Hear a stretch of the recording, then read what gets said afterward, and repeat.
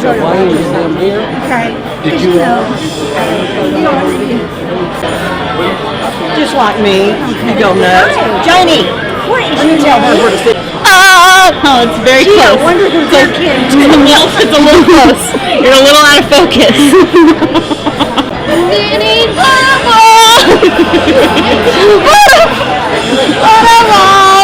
He's a special boy, that Noah. He's a special boy. Hello? Are we live? Are we live? It's live. Are we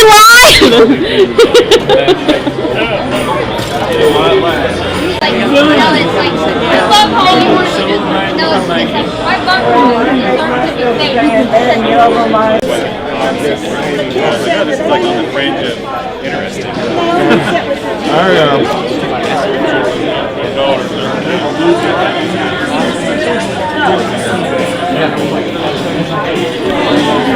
Okay.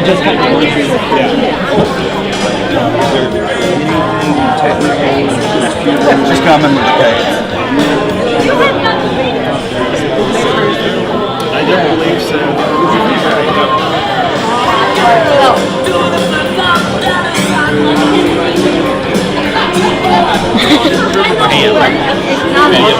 Yeah. Are we live? Yes, we're live, Noah.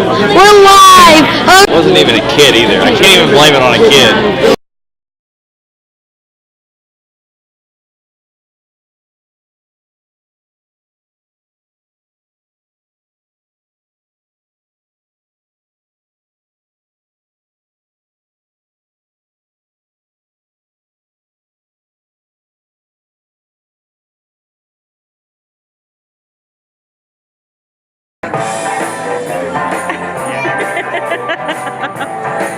How's it fit? Does that feel good? The shirt? It's perfect. Good. Hi, Noe. You look handsome.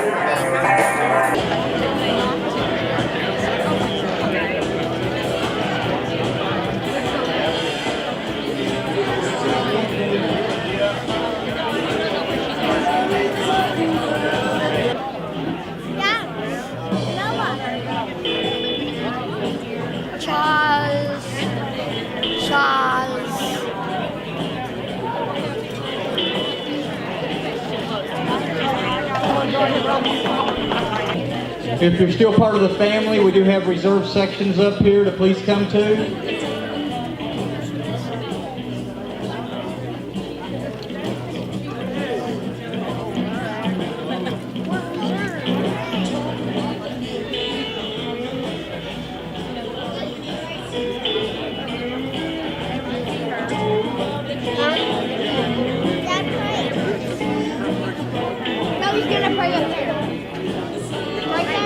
To start our services. Thank you all.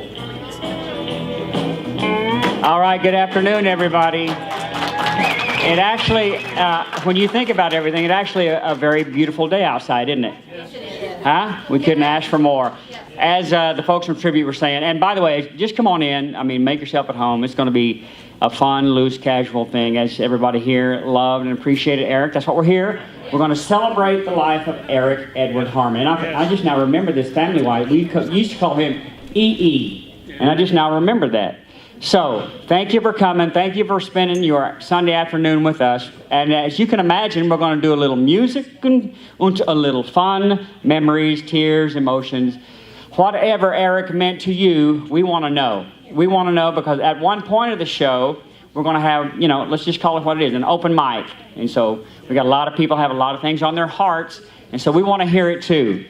Come on in, make yourself at home. We're going to get started. Again, I'm Randy, and let me just thank on behalf of Marilyn, Jerry, Chris, Tona, and Emma, the incredible, obviously you can see it here in the room, the incredible outpouring for Eric. That is incredible. I mean, during the last few days and the last weeks, you wouldn't believe the number of folks that came over, shared stories, and just basically gave of themselves. And we're going to hear more about that as the program or memorial progresses. So, we're going to do some family, we're going to do some video, and we're going to do some playing. Just a good time. So what I want you to do is if there's a story or thought that you know about Eric, or maybe something you shared with Eric, be thinking about that. because we're in the middle of the program. Obviously, we're going to need a little break. We'll get a little food, and we'll go back to our seats, and then we're going to have the open mic time. So at this time, I'm going to bring up TJ Thresher. He's going to open the ceremony up with prayer, if you don't mind. Come on up, TJ. Moving. And by the way, if you come up to this mic, you're going to have to get real close so the folks in the back can hear it. Just to let you know.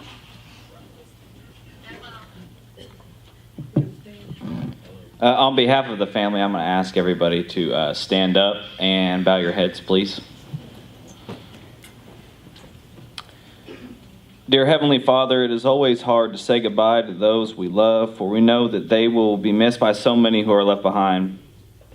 But Lord, you also remind us that the death of your followers is very special to you, and we want to join together to thank you for the life of Eric, who was such an uplifting spirit to so many and a true testament to your love and grace as he looked to Christ as his Savior during his last moments.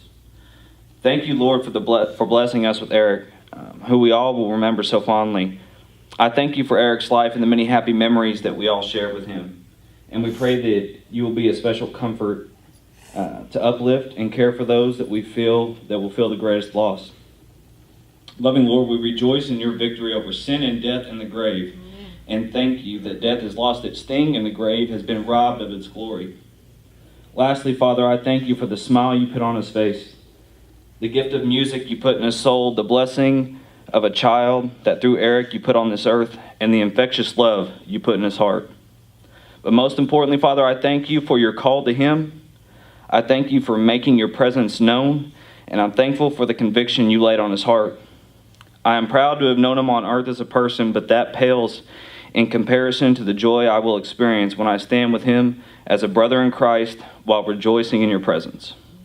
All the thanks be to you and your Son, for it is in Jesus Christ's name I pray. Amen. Amen. Okay, thank you, TJ. Now I'm going to ask that Eric's sister, Chris Marshall, come on up, and she's going to share, and she's also going to give an explanation of what we're going to be doing with some roses. So come on up, Chris. And as you come up, if you wouldn't mind, because I don't know everybody here, believe it or not, and Marilyn and Jerry might not, but if you come share a story, would you please tell us how you were related to Eric, in what way? Friend, foe, whatever. Hopefully no foes, all friends, right? All friends today. So here's Chris. Look at the love. I love the love in the room. Thank you, everybody. After I speak, I'm going to put the first red rose in a vase, and we're going to introduce family, and they'll get a red rose and put in the vase, except our special Emma. She has a white rose. And also we're going to, Marilyn, sign the back of one of these posters, or both of them. So my grandchildren here, Noah, Braden, and Kinsey, have a red marker, so find them so you can autograph the back, please. Hello, my name is Chris. If you've never met me, you may know me as my sister. That's what he called me, my sister. Musicians, where are you? Let's see who the musicians are in the house.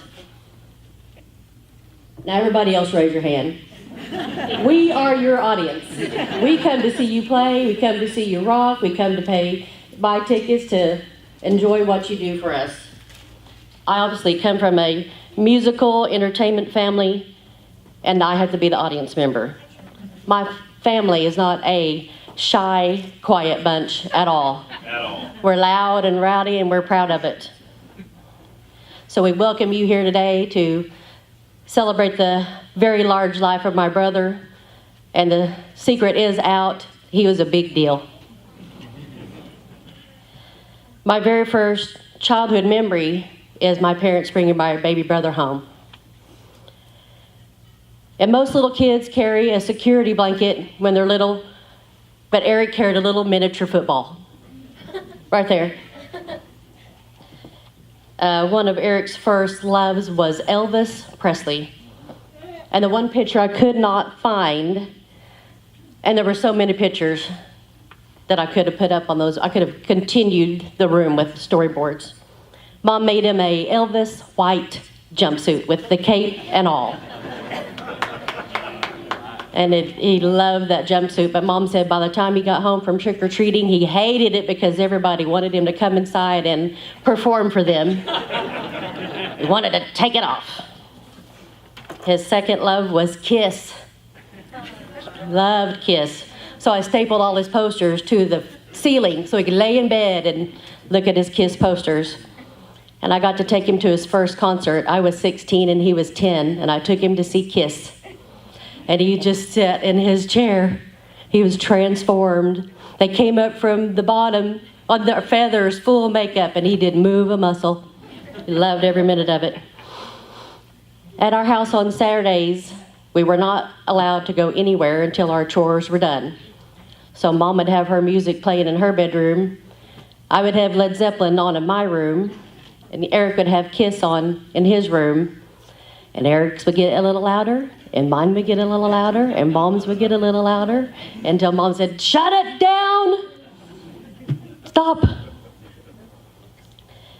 As kids, we were given after-school chore lists.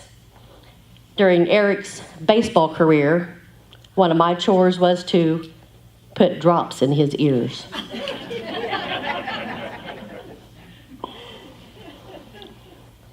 Steve Hare, by the way, and fellow baseball players, did you ever get a hit off Eric when he threw his knuckleball or his breaking ball? Phil Redwine, I think they went 1 year undefeated in the baseball team that he was on, that with the A's. I moved away in 1981. Eric was in 6th grade, and he was this tall. And I came back to visit, and he was this tall. And I came back, and he was done with senior year, and he was this tall. So those 6 years, he just shot up. And in 1985, my family came to Alamogordo, New Mexico, to visit me when I gave birth to my daughter. And Eric had to cut his visit short. And Dad drove him an hour away to El Paso to get on a plane to come to Oklahoma, and drove back. I'm sure the plane ticket and the gas money were more money than he made at that gig, flying back to Oklahoma. But he was obligated. Anybody ever cruise around with Eric in his blue VW Bug? It had the best stereo, didn't it? You would jam out. Anybody ever endure the Eric head thump? He would hit you, then hit you. Anybody else? He practiced that technique on me. Thank you, Jeff. Thank you, Paul. Thank you, Adam. Bandmates. Boom, boom. And when Eric was younger, he would drum on everything and anything, with anything, everything, to hear the sound all the time. We knew when he was not at home, that's for sure. Eric communicated with music. Pardon me. He would send you a song, and you'd send him a song. You could have a whole conversation sending songs back and forth to each other, or just lyrics. If you didn't hear from him for days, that was fine, because once you got him started, you couldn't shut him up. All the time, right? He helped support my love for all things music. But if he didn't like what I was listening to, he'd say, "Why are you listening to that crap? Listen to this." But he supported my love for the Pretenders and for the Monkees. I would send him one word, zilch. And he would reply, "Mr. Dabalina, Mr. Bob Dabalina." Thank you, Paul. To say that Eric loved Elvis Costello is an understatement. And he wasn't your average music listener. He didn't listen to commercial music at all. Adam, you were telling me some abstract bands, yell them out. What was some of the crazy stuff Eric liked to listen to? He did not listen to regular music at all. Gang of Four. We all know that one. He said Gang of Four. The Minutemen. Well, we all know Minutemen. Okay, 3/4 of you, a third of you. My family and I are going to hear stories today we've never heard before, because he didn't brag or boast about himself. And you had to be there when it happened. He would say that I taught him drums. I may have showed him what they looked like, but he took it to the next level. He wasn't my brother. He was my brother, but I was a fan.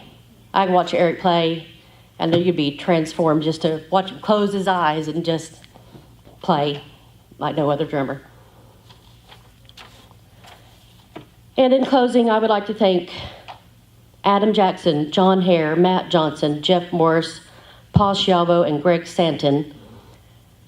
You guys became my instant support system and got on the Let's Heal Eric bandwagon. I love you, boys. Thank you, Matt Goad, for all these shirts you see today. He was the one who came up with that. Thank you, Matt.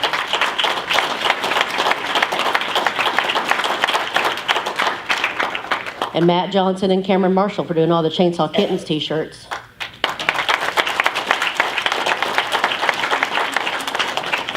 And Bob Thompson, where are you? I saw you come in. Thank you for having them at your store and for the folks at the Opolis. You guys are awesome. All the contributors. Thank you, Kelly. I didn't see Kelly come in for setting up the GoFundMe. And to Tona, who became a compassionate caregiver. We love you with all our heart. And to my parents, who always loved us unconditionally. Thank you, everyone.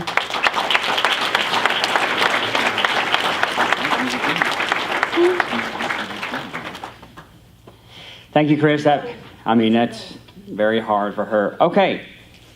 She mentioned music, so we're going to get a little music going right now, as you can imagine. What we're going to, I want to invite Owen and Kelsey Pickard to come up. Let me tell a little story about the origin, at least in my mind, of what Eric's early music appreciation began. We, as children, all the cousins, and we have everybody here today, which is good, from California, and everybody showed up to be a part of this. We would go over to our grandmother's house.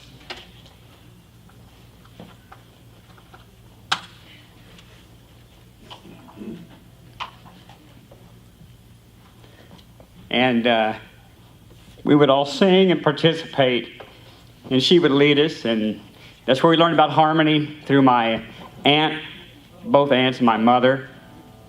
Eric was right there, and I forgot, let me tell a story that one of my aunts shared the other night about an Elvis concert where they actually, they took Eric to see a concert at the old Myriad, it's called Chesapeake obviously now, at the Myriad, and the part where Elvis hands out scarves, right? Everybody's got to get a scarf. If you're a true Elvis fan, you have to have one of those. Well, my aunt, I just found this out the other day. Maybe they don't share, later in life you share, but she actually put Eric on her shoulders and went down there and got a... I'm sorry, it's Chris and Londa. Glow was sharing that, but he got a scarf, so how about that true Elvis fan? Okay, so we're going to do a little spiritual again, like we learned from my grandparents about spiritual music. What they're going to do now is called Beulah Land. Here's Owen and Kelsey.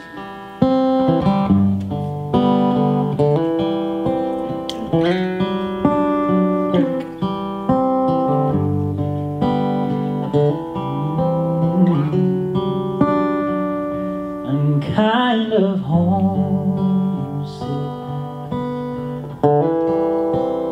for a country to which I've never been before. No sad goodbye.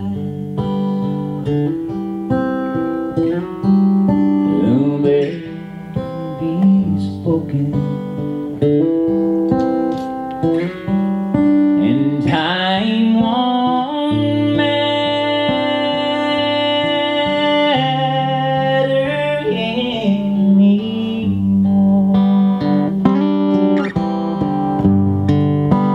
Beulah Land.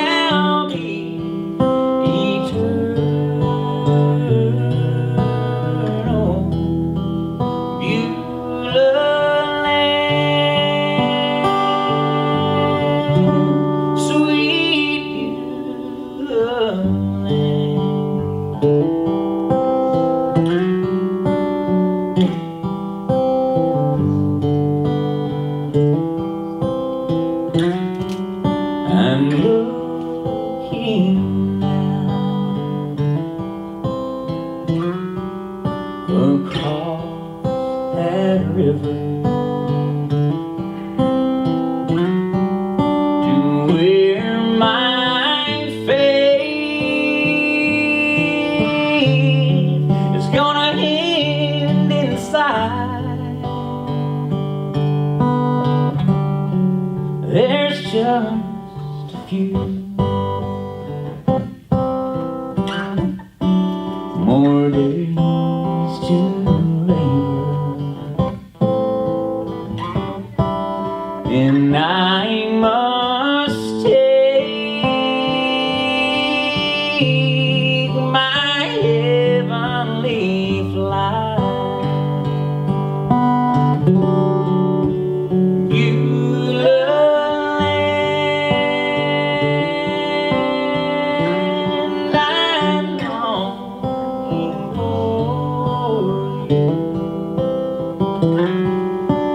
And someday on me I'll stand where my home shall be eternal.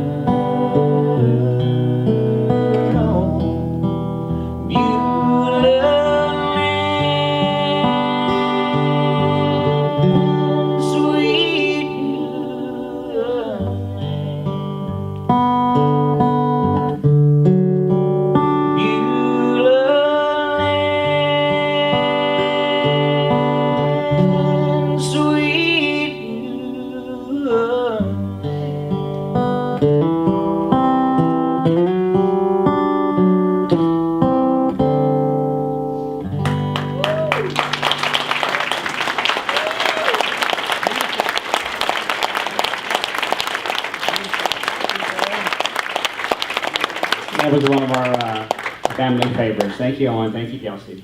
Okay, I'd like to introduce some more family so that those who don't know Eric's family might get to know him. Oh, Owen, you need to grab a rose as you do or talk, and grab it and place it in the vase, please. Kind of honorary thing we do. Marilyn appreciates it, so thank you for doing that. I'd like to introduce to you now Eric's grandfather. He is 95. And Mr. I'm sorry, I stand corrected. 98. Mr. Lester Harmon.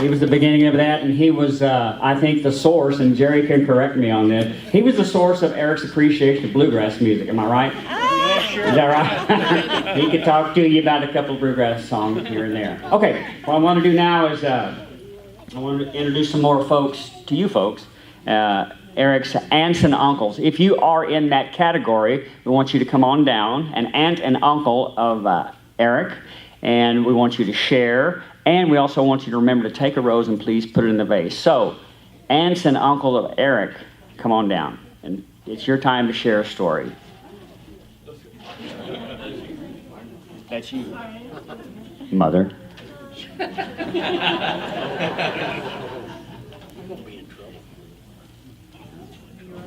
And so, just so you'll know, we'll have the cousins get ready, because we're going to have your time. You can share if you want to. If not, just grab a rose, place it in the vase.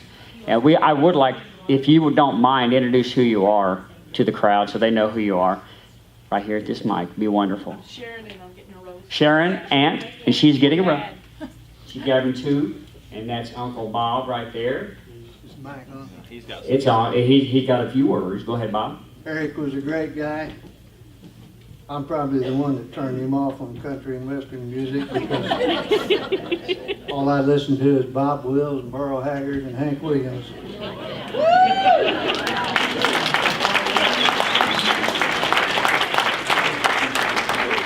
I'm Larry Gardner. My wife was Melva, Jerry's sister.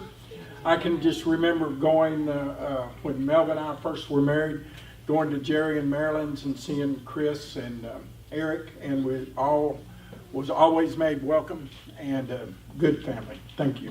Thank you, Larry. Well,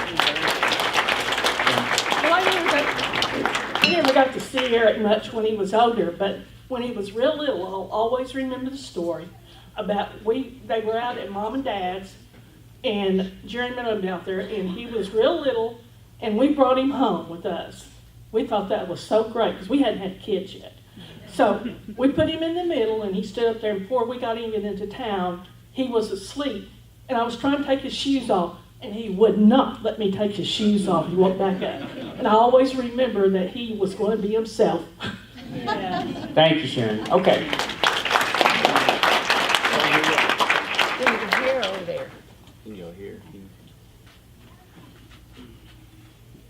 I'm Lois Pickard, as Marilyn would tell you, her oldest sister, and Jerry's sister-in-law, and Chris and Eric's favorite aunt. I thought I'd get a boo about that, but I might not have been their favorite, but they made me feel like I was.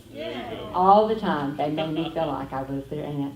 And just to look out and see all your faces, and your love for Marilyn and Jerry and Eric and Chris is wonderful.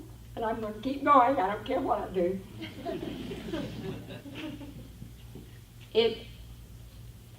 We were so blessed that Eric wasn't tragically killed, because the time that he had left was so precious. Yes. It was so precious for Marilyn and Jerry. They took him home, took care of him every moment for 24 hours a day. And they got to know and love Tona, what a wonderful person, loving she was, and we got to know her and appreciate her so much. And he got to see all of his friends. They would come, and he got to love them and tell them he loved them. And Marilyn, she told this to family. She wouldn't tell it to you. She said, now don't stay long. It takes all of his energy. And so we would go, and we'd be there just for a few minutes and say, we got to go. He said, don't go. You just got here. And see how that made you feel? It's just so wonderful. But it was just a wonderful time. But the most important thing of all of this is that he affirmed his faith in Jesus Christ. Amen. And we as believers, I want to read something to you that will make you feel so good, full of joy and full of comfort. I'm shaking. I want to read this though. And this is from the Apostle Paul. Listen to every word of this. And now, dear brothers and sisters, we want you to know what will happen to the believers who have died, so you will not grieve like people who have no hope. For since we believe that Jesus died and was raised to life again, we also believe that when Jesus returns, God will bring back with him the believers who have died. One of those being Eric. Several others, but today we're celebrating Eric. Jesus will bring him back. Amen. We tell you this directly from the Lord. We believers who are still living when the Lord returns will not meet him ahead of those who have died. For the Lord himself will come down from heaven with a commanding shout, with the voice of the archangel, and with the trumpet call of God. First the believers, Eric being one of those, who have died will rise from their graves. Then, together with them, we believers who are still alive and remain on the earth will be caught up in the clouds to meet the Lord in the air. Then we will be with the Lord forever. So encourage each other with these words. Now, That's for believers. I hope that you, if you're not a believer and have not placed your faith in Jesus Christ, today will be your day of salvation. Praise God.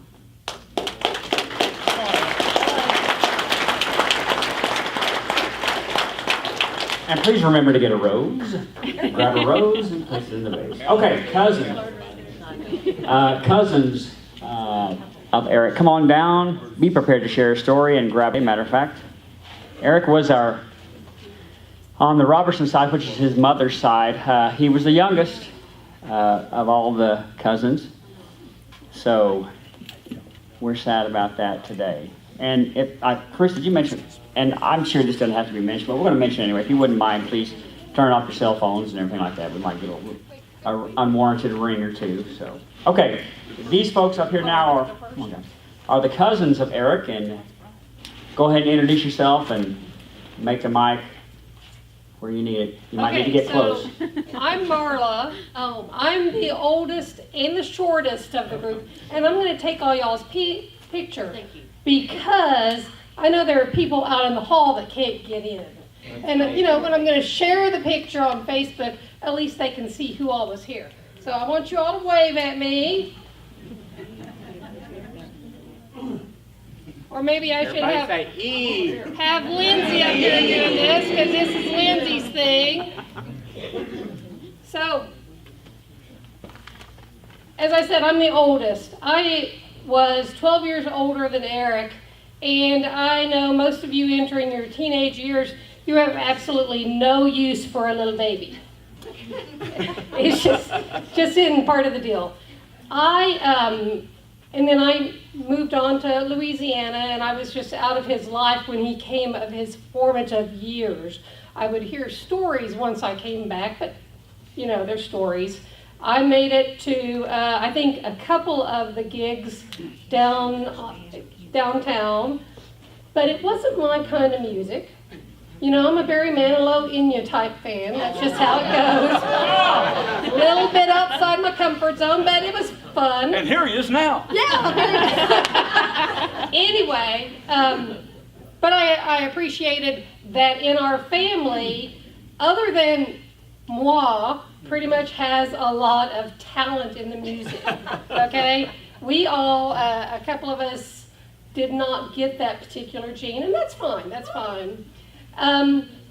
So we would sit around and listen to the rest of them, and then they'd say, come up and harmonize, and it's like, just not happening in my life. Don't even worry about it. But as we all aged, and Facebook came around, I moved to South Carolina and became friends with Eric on Facebook, as everybody else did. I am finding more and more about that. And we didn't really talk a lot, but every once in a while, because both of us stayed up really late, me probably staying up before going to work, him just probably staying up because part of his lifestyle. So we were both very liberal, on the left side of the family line, and we would talk about a lot of different things. But my dad was also a music person. Has nothing to do with the left side, but that was part of the stuff we talked about. But my dad was a musician also. And around the time of Dad's birthday every year, we would have a short little conversation. And the last one we had, and I've got a couple of pictures of it, I'll give Marilyn and Jerry. As some of y'all probably know, a couple of years ago, Eric had a bit of an issue with some money and some alcohol. And I would send him a note and say, how are you doing, and everything. Well, last year at this time, we were talking about Dad, and he said, I'm playing the guitar in his honor. I learned the guitar from him, and I'm having a shot of vodka. And I said, you're not supposed to be doing that, are you? He said, I'm at home, it's okay. So I said, okay, then I'll drink wine while you're drinking your vodka. So we had a drink to my dad. That's my story. Not a back and forth story like some of y'all will have as far as face-to-face interaction. But I also got to actually FaceTime with him the day he died. So I was really grateful for that. Technology is wonderful.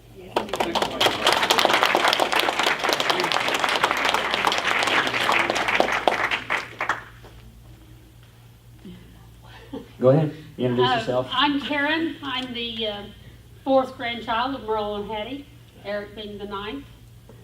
I'm so excited to see all you people. Yes. He was a lot of fun, as you all know, or you wouldn't be here.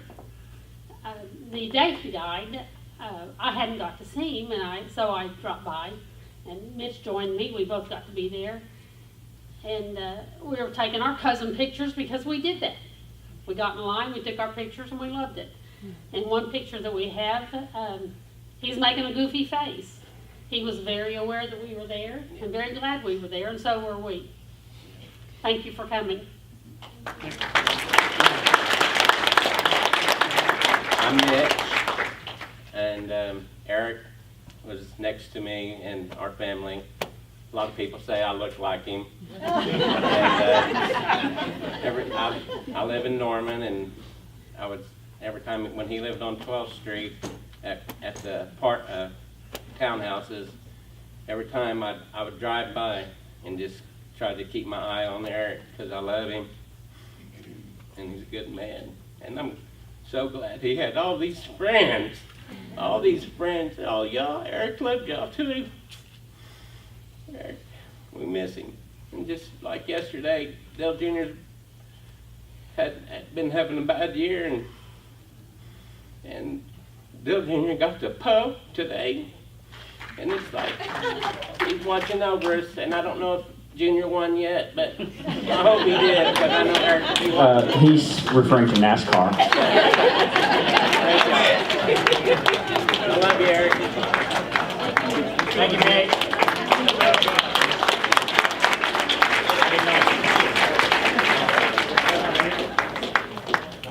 Hello, I'm Trisha Harmon. I am the second grandchild on the Harmon side. Us being the oldest, me and then Eric. We had a lot of good times. Yeah, younger. I haven't seen Eric in quite a while. I used to love to come over to Aunt Marilyn and Uncle Jerry's. My dad would take me over, and we used to rock it out to Elvis records and listen to my dad and Uncle Jerry play all their country songs that Eric probably didn't like, but we grew up, listening to that. But I was a big Elvis fan as well. My mom got to see an Elvis concert, so we had a lot of fun. We used to go out to Granny and Granddad's, ride the red wagon down the hill. Oh, God, yeah. That was a classic. That wagon got right. As we got a little older with the Easter egg hunts, we would throw the Easter eggs, and my dad would get on to, don't be throwing those eggs. We'd still do it. We still do. Like I said, lots of fun. It's kind of sad we all lost touch, especially living here in Norman. But I'm glad to see everybody, and I'll miss my cousin. Thank you.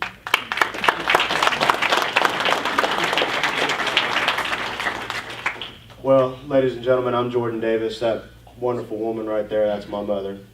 Gosh, I'm the second cousin. Me and Eric. Most of our memories were at Aunt Marilyn and Uncle Jerry's Easter that they have every year.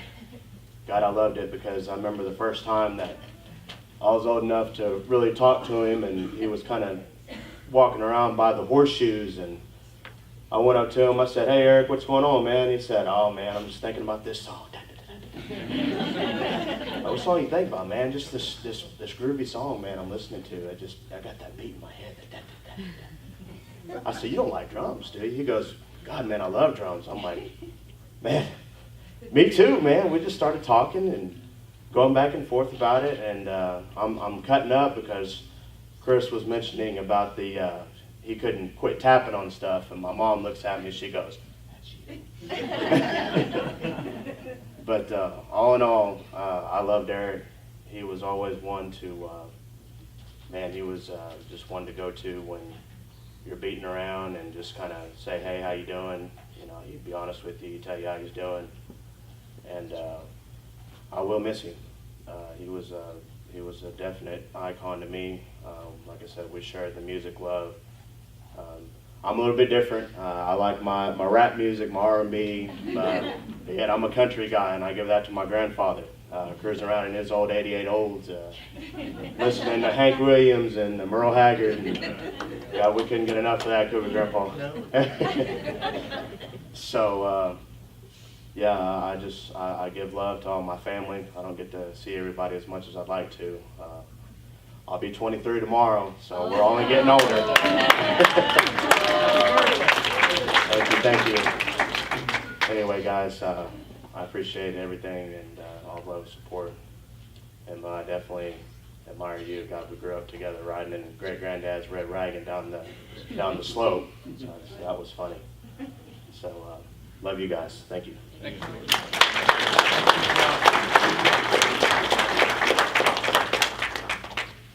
Thank you. Hello, I'm Jennifer Gardner Burke. I am on the Harmon side. And then we all, at one time during the year, I don't remember exactly when it is, we're all just spaced 2 years apart. And so I'm between Eric and Stephen. And so, but Eric and I remember doing, I can remember this on Leslie Lane, practicing writing. The first word I learned how to write was Eric.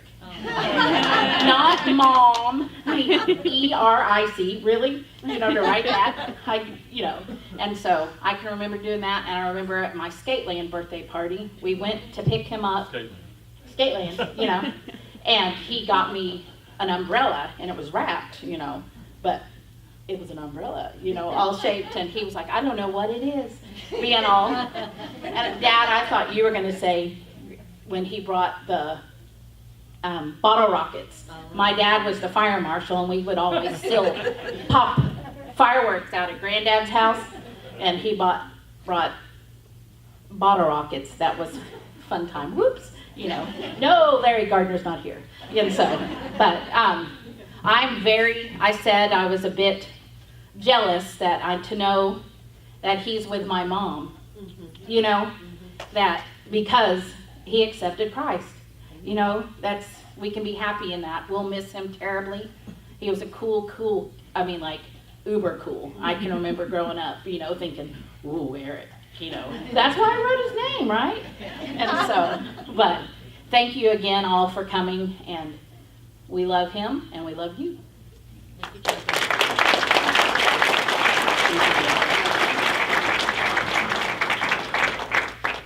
Everybody in here probably already knows that I was Eric's favorite cousin, so let's get that right. Yeah. I was gonna say, but you're last. Sharon and I and our kids live in San Diego, and I've got just one word that I want to do real quick. Boomer! I only stopped throwing up on Wednesday after the Iowa State loss. And I thought, I'm going out here to sit with my uncle for the first time to watch a football game, and Iowa State did that to us. So Kelly was in the room yesterday from Texas, and I thought I was going to have to hurt her. But she's good friends and family now, so I did. Marilyn wanted me to tell you this story, and it's a treat, and I had to wrestle it for my mom. She wanted to tell it. When Eric was about 6 or 7 years old, the Harmons came over to the house. And I said, I pulled Eric over to the side. I said, your mom and dad says you're pretty fast. You can run fast, is that right? Oh, yeah, I can run. I said, really? I said, how fast are you? He said, I'm fast. I'm fast. He's 7 years old. And I said, well, do you think, now you don't have to do this, but do you think you could run in that kitchen and get me a cookie before I count to 10? Yeah, I can do that. I can do that. I said, I don't know, Eric. I don't know. Do you think you go? And I would hear him hitting the walls and flying into the kitchen. You could hear that ceramic cookie jar. And as he got closer, I went 9, 10, 11. Oh, that was so close, Eric. Let me have that cookie. Let me do it again. Let me do it again. Let me come up. Let me do it again. I said, Eric, that was kind of, you went pretty fast. I don't know if you can do this again. Let me try. Go! Slamming on the wall. Hitting that cookie jar. 9, 10, 11. Oh, Eric, that is so close. You are so close. I want to do it one more time. I said, Eric, I don't know. I said, they said you were fast. I said, you think you can do it again? I said, let me have that cookie.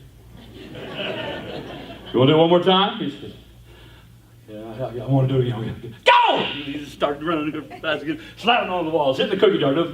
Came back in, I went 9, 10, 11, oh! And he looked at me and said, you're not counting right. And I said, well, let me have that cookie. We got to beat up on him, didn't we, Rand? I mean, just like Marilyn beat up on us. It was payback. Mitch, it was good to hear your story. It was really good. Yeah, music was all of us. I mean, it was a big family thing. So we're going to do something here. Randy, why don't you explain what we're doing? Okay. We're doing some music. Now, this is actually, this is by request. This is our last time that we, as cousins, were able to play together, which is always a joy, you know, because Eric would be playing where he's playing throughout the United States, or wherever he might be. He'd come back, we'd have an occasion, he would play with us, so we had a wonderful time. And really, my story with Eric, matter of fact, the last conversation I had with him, we were talking about just music, and I really appreciate his appreciation of music, because we really could. We could talk about, you know, let's go bluegrass versus Pat Metheny versus whoever, and we could talk about it, and we'd do music, you know, and appreciate music of all types. So this song here, just kind of by request, a little fun. We'd always do cover tunes, and so here we go.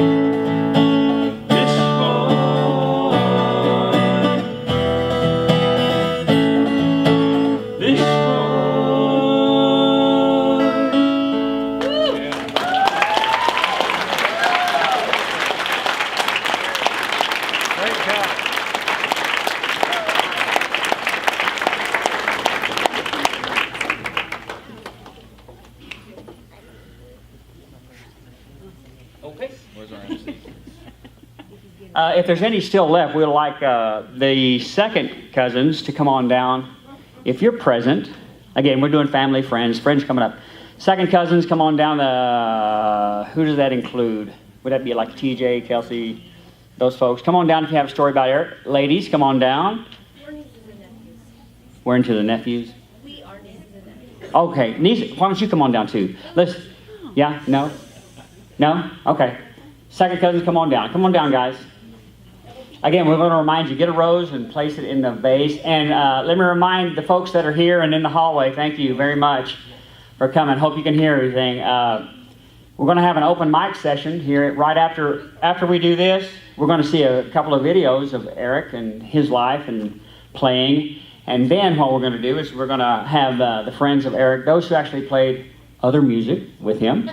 And we'll hear from them and about his life. Come on down, guys. Come on down. I'm talking, so you'll come on down. Okay. So, okay. And then we're going to, after the videos, just to let you know, we're going to, with this many people, I mean, we have food here. If you want and are hungry, go ahead and make yourself home with that. But after the video, we're going to take a short break. But we want people to grab food and come back to your seat because we're going to get started with the second half of the memorial. Go on down. Go ahead. Introduce yourself and how you know Eric and all that. Hello. Well, okay. Oh, thank you. Hi, I'm Lindsay. I'm Lois's daughter. So Eric was my second cousin, Marilyn being my great aunt, and she is great. My favorite story of Eric happened kind of recently. We were at Thanksgiving, and him and Emma, when they were together, it was like no one else was in the room. They were close, and it was beautiful and sweet. So, and like someone said, he was just cool. So we love him, we miss him, and it's beautiful to see this full room. So that's it.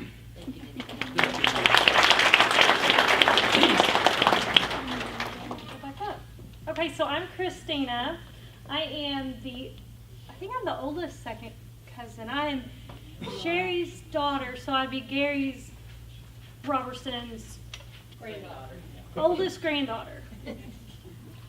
Anyway, I don't really have the age difference, and I didn't really live around here for that long, so most of my stories, like I remember Emma from when she was a baby, like I remember when she was born, and I remember Eric being around and things like that. I don't have a whole lot of stories besides that he was cool, and just about it, just like random Easters and things like that, but yeah, this is amazing. Like these people, some of these people, even family, it's crazy how this brings people together. I haven't seen a lot of these people in years, so it's really cool to see. So. Very good.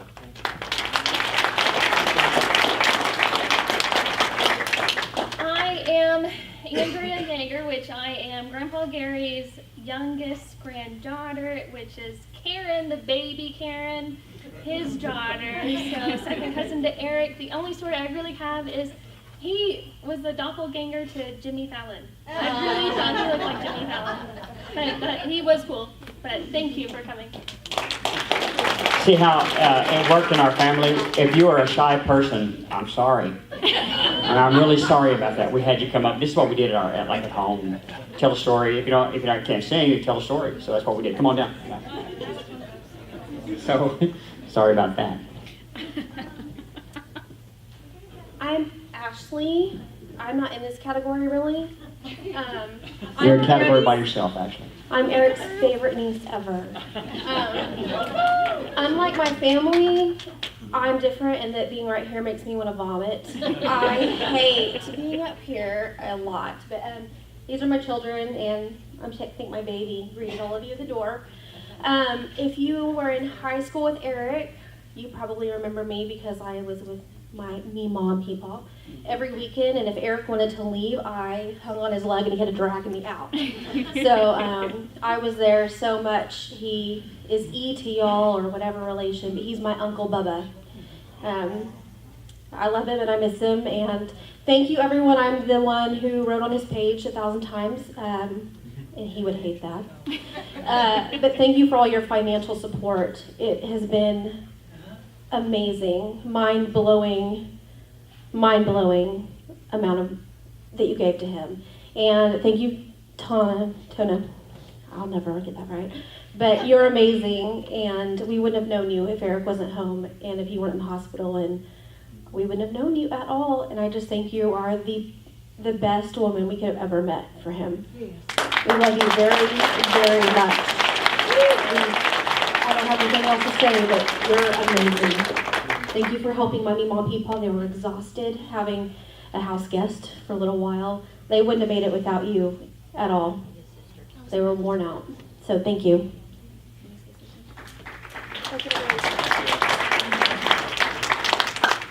I'm Ashley's husband, TJ. I'm married into this family, so I'm not a singer, I'm not a dancer. I am a talker, though.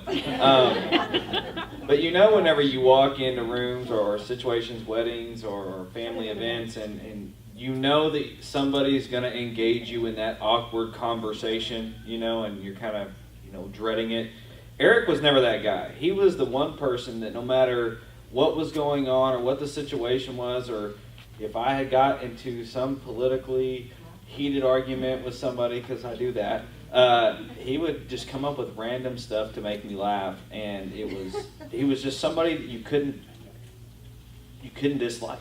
You had to like the guy, because he never did anything that really made you mad. He was just a go with the flow. Oh, I get what you're saying. Do you believe everything that I'm saying? Okay, Eric, that's good. But he was just a really, really, really easy person to be around, and I think that our world would be better if we had more people like that. So he'll be missed. Thanks.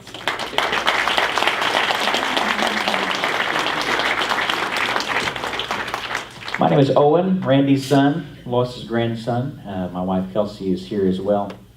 And I'm going to tell you something that I'm going to continue to do that I loved to do when Eric was around, was come up to these people I get to hang around with from the position I have with a show in Oklahoma City, and ask these musicians, hey, you know Eric Harmon? And 9 times out of 10, their face would completely light up, and they would just go on with the story or a time that they saw him play or got to play with him. There's a couple of those guys in this audience tonight, this afternoon, and it is absolutely something I'm going to continue to do, because I would sit there and just swell with pride. Because after they told their story, I'd go, well, yeah, that's my cousin. I love you, Jerry and Marilyn, Emma. So thank you all for being here.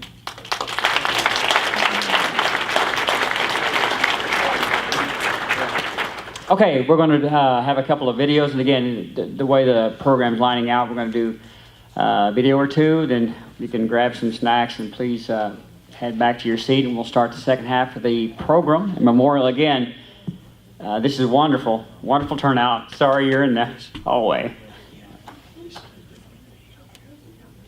So, here we go. Always that awkward waiting for the video. Right. Got one more video of him, I think, actually drumming. I don't remember requesting those 2 songs on there. I think I had a soft Elvis. Okay, that'll be taken up with the producers of the show. Okay. I've already have a gripe, a complaint. Take it to the complaint. His mother, Eric appreciated different music. Marilyn, did you aware of that? Okay. Yeah. Can we recover with Elvis? So, you know, you see where you get his history of music appreciation right there. Elvis first, all others second, apparently.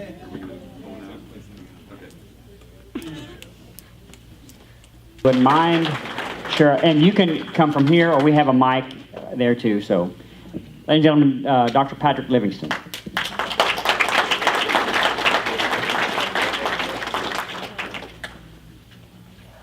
So, it's not surprising at all to see this many people here lined up in the hallway. That's just the kind of guy that Harmon was. I met Eric at Cleveland Elementary School along with the Hare brothers and Michael Crowley, Michael Peace, Rich Knapp, and was fortunate enough to get to spend a lot of time over at the Harmon's house growing up. And the thing about Eric is that it really didn't matter what you were doing, whether you were playing football in the yard, whether you were shooting baskets, whether you were in his room listening to Kiss. It didn't matter, because it was the coolest thing to do, because he had an energy and a presence about him that just made you want to be there. And you could kill hours literally doing nothing. You know, there weren't phones or, you know, iPads or anything like that, so you literally found stuff to do. But, you know, we'd been thrown out of numerous places in Norman for just juvenile stuff. I mean, Westwood Golf Course, a movie theater. I never got to see the end of Moonraker. because we were about 4 of us were politely asked to leave. Yeah, Westwood Pool, OU Pool, keep your swim trunks on. But the thing that I distinctly remember, because a lot of this has been musically related. One of the things I remember was going to South Base, and it was a warehouse on South Base, I think, where we went. And I'd started playing guitar and had to take lessons just to get bar chords and things like that. But Harmon put up with me. We'd play a couple of songs and play them about a quarter of the way through. We go to South Base, and he's playing with Scott Peace and John Gilmore, and we go, and I'd never seen him play. I'd seen him play in a garage with me, but he started playing. And the thing that was so evident was that it was just on a different plane. You thought, man, I've never seen him do this with other guys who can play. And this is what he's supposed to be doing. And it was effortless, and it was one of those things where you just realize you're watching something really special as a person, as a musician. And there were drummers, and then there was Harmon. And I saw him play numerous times in Norman. And it was the same thing. Eric was one of my best friends growing up, and he was just a beautiful person. Thank you.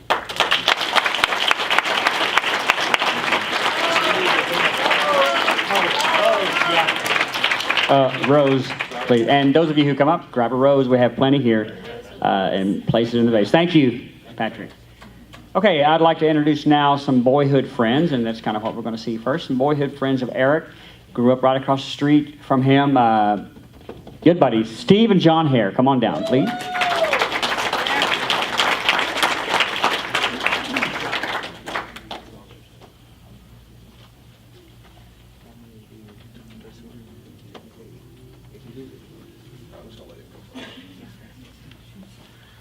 Okay. If I start crying, start singing. You want me to go over here? Yes, please. Want to see my house shoes? Okay, Marilyn wants you over here. Sorry. You're in charge. Okay, I'm John Hare. Grew up across the street from Eric, 3 years younger. But Eric always made me feel welcome. Always. Like Patrick said, and Steve, and Michael Peace and Crowley, they were childhood friends. But I was always welcome at the Harmons, always welcome with Eric. So I'm going to backtrack just to actually go forward a little bit, but with my story. You guys that have been in bands with Eric, Adam and Jeff, you guys have always made me feel welcome too. I've been to so many shows, setting this thing up, which he didn't let a lot of people touch, by the way. And I was very honored to let Adam let me come over and set up his drum set to take the picture that you see on there. And then I got to set it up today. So yeah, that means a lot to me, because I'll get to that part, but I greatly appreciate that. So I've seen Eric play so many times, and a lot of people say you can feel the bass drum in your chest when you go to a concert. You could feel him through your entire body. And I can only imagine playing in front of him and what you guys were feeling when he was playing, because he was phenomenal and he was loud.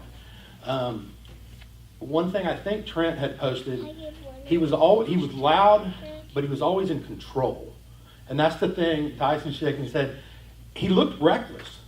I mean, totally looked like he was going out of control, but he was always in control, and it sounded beautiful. So anyway, that's something I remember. But growing up across the street, I got Eric's first drum set, and just listening to him, I got to go across the street, and he was teaching me to play, and he was very meticulous on teaching me, and me doing it right, doing it wrong. Well, the first story that comes to my mind is We Got the Beat by the Go-Go's. So he said, well, you got to learn this because you can't keep time, so you can't do anything else. So I'm sitting there, I'm doing We Got the Beat, and I'm doing it wrong.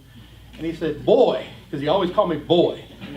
And I could hear from, he would be at a concert or something, and he'd yell boy from across the room, and I'm like, oh, that's me. So I'm sitting there, and I'm playing, and he goes, boy, first of all, you're doing it wrong. Second of all, you look like Bobby Brady from the Brady Bunch. If y'all have ever seen that episode. So anyway, so I'm like, all right. So I'm playing. We got the beat. He leaves for a little bit, comes in, still tells me I'm not doing it right. I'm like, all right. So I'm gonna practice some more. So Eric comes back after a long time. I'm still working on the beat. He's got a tab, the drink tab. Have y'all ever seen it? In his hand, and he's sitting down, and I'm sitting there, I stop, and I'm like, I only know one person that drinks tab. That's my mom. Yeah. I'm like, you went across the street. So as I'm playing, he went completely across the street, hung out with probably Steve, and I'm sitting there playing this stupid beat. So anyway, so I remember that, and then the quick story on that, Steve and I went to my daughter's volleyball game the other day, and I've been to many, many volleyball games, never heard that song. I sat down, shook hands with Steve, and that song came on. Just like a couple days after. So that three was times. We heard it three times. And they looped it 3 times, like, what the heck's going on? So anyway, so I'll finish with this, and then Steve will go. Eric could talk you into anything, as we all know. He'll probably talk more about that. People are shaking their heads. Marilyn, Jerry, they're shaking their heads. So he did it, we got in trouble. But anyway, so, you know, I'm about 12, and Eric's, you know, what is 15, 16, and he said, all right, we got the beat down. You're getting there. He's got me listening to Minutemen, REO Speedwagon, then REM, then the Police. I was everywhere. But he goes, now you got to dress right. I'm like, okay. He said, you need house shoes. Because you can play the drums better if you got house shoes. You can do the double kick and all that. So, okay. And then he goes, you need doctor pants and scrubs. I said, okay. And he said, you got to flip the shirt inside out. I said, okay. So I've never been to a memorial service in house shoes and doctor pants and an inside out shirt, but thanks for it.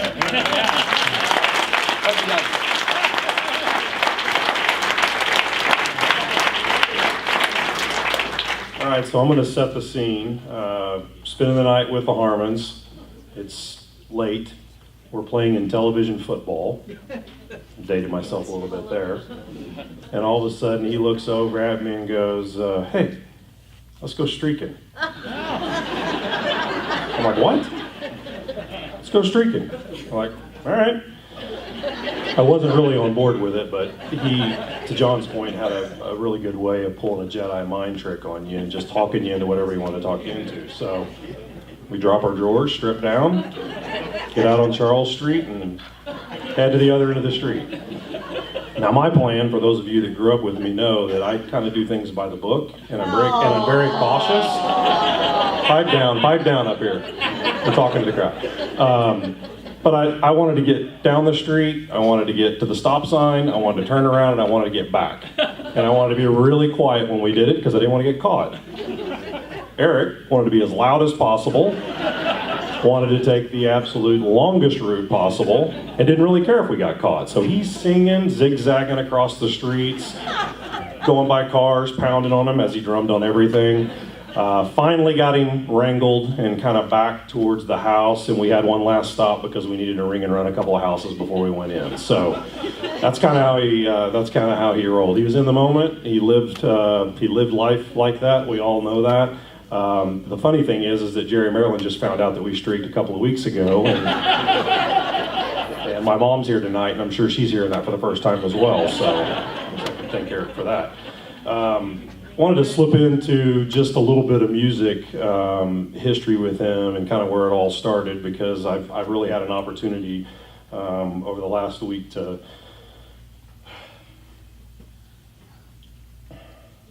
really process some of this and kind of reflect back on where it all started. And there's so many incredible musicians that are here today that I don't even know, but I feel like I know them through my brother. I feel like I know him through Chris, through Michael Peace, through some of the connections to that world that he lived in. And I remember the first drum set. I remember helping set it up. I remember it having to be perfect. I remember Eric and I trying to help Jerry somewhat soundproof the garage, which was impossible to do, as most of you guys that played with him later know. He started out hard and he started out loud, and it never changed. It just kept going up. I remember the first Modern Drummer magazine that hit, which some of the music guys obviously remember those. Pretty important part of his life and a part of his developmental process, because he manifested his success as a drummer at a very early age. He religiously waited on these magazines to hit. There was always a drummer that was previewed on the cover. There was always a studio drummer that was previewed somewhere in between.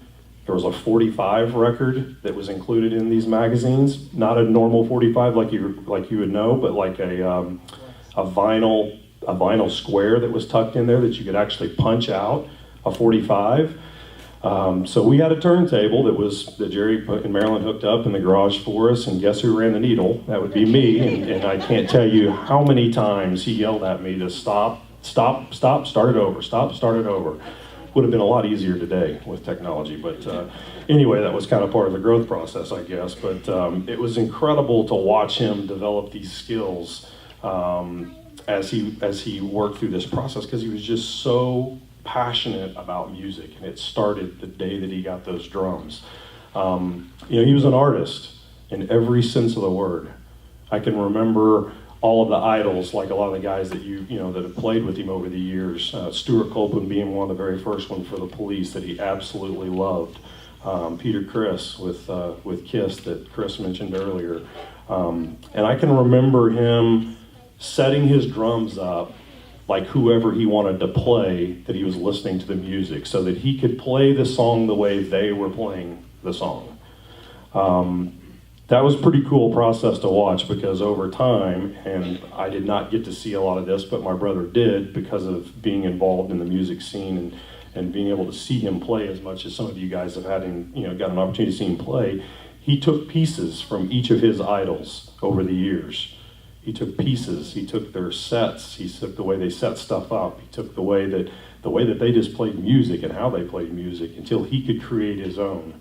And pretty special to watch an artist from the very, very beginning start that. And that's a story that maybe a lot of the guys that knew him in the later years that you guys didn't know, but this cat was destined to do what he did.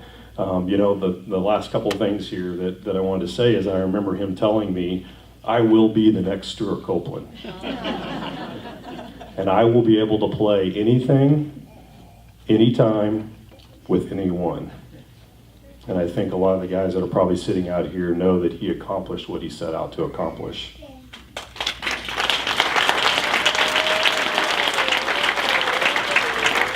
Marilyn, Julie, and Chris, Emma, thank you guys for being such an important part of our family.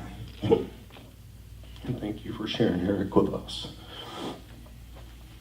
There's one thing that I want to leave with, and it's a quote from one of our favorite movies growing up, and I felt like it was very appropriate for today. It's the last line of Stand By Me, and this goes out to the Cleveland crew. I never had any friends later on like the ones I had when I was 12. Jesus, does anyone? Thank you.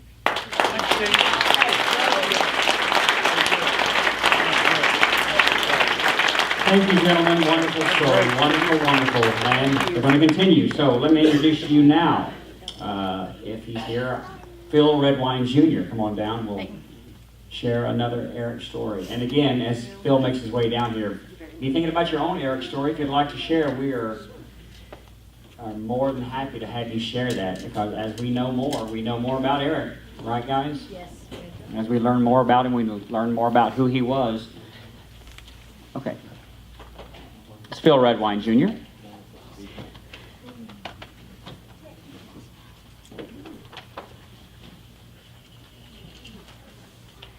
Marilyn, thank you for inviting me to this. What a testament to his beautiful life. My name is Philip Redwine Jr. Eric and I played baseball together as young boys. He was the pitcher, I was one of the infielders. He was talented and he had a great smile on the mound. You guys have seen his smile. Recently, I went with my parents to visit Eric. He and I spoke for a short while about the team we played on together. He told me that he loved me and I told him that I loved him. Perhaps many of you have similar stories. It is my hope that you do, and that you remember him often when you are discouraged or need a smile.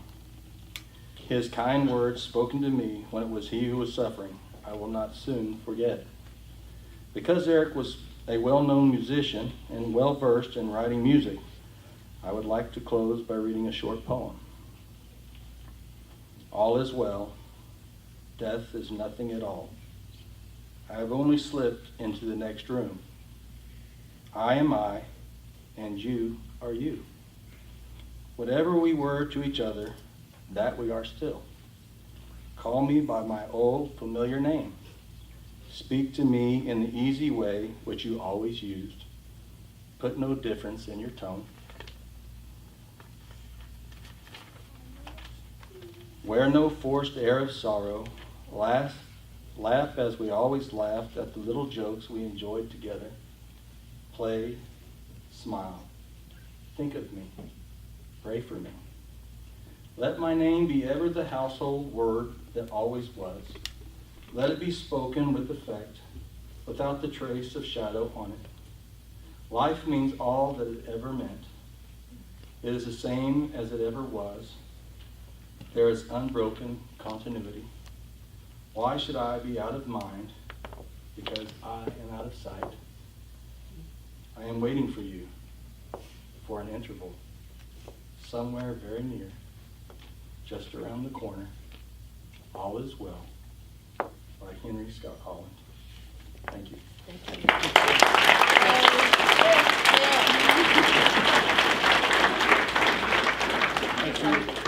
Thank you, Mel and Jerry, for reminding us. Again, if you're up here speaking, grab a rose and place it in the vase. That's going to be at their house, and they're going to remember this day for sure for a long time. Okay, thank you, Phil. I'd like to introduce to you now Adam Jackson and Jeff Morris. These individuals knew Eric extensively, played with him. You guys come on down, wherever you want to be.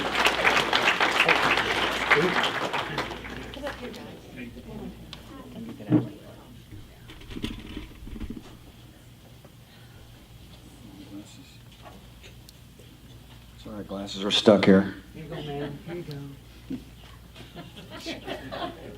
Hello.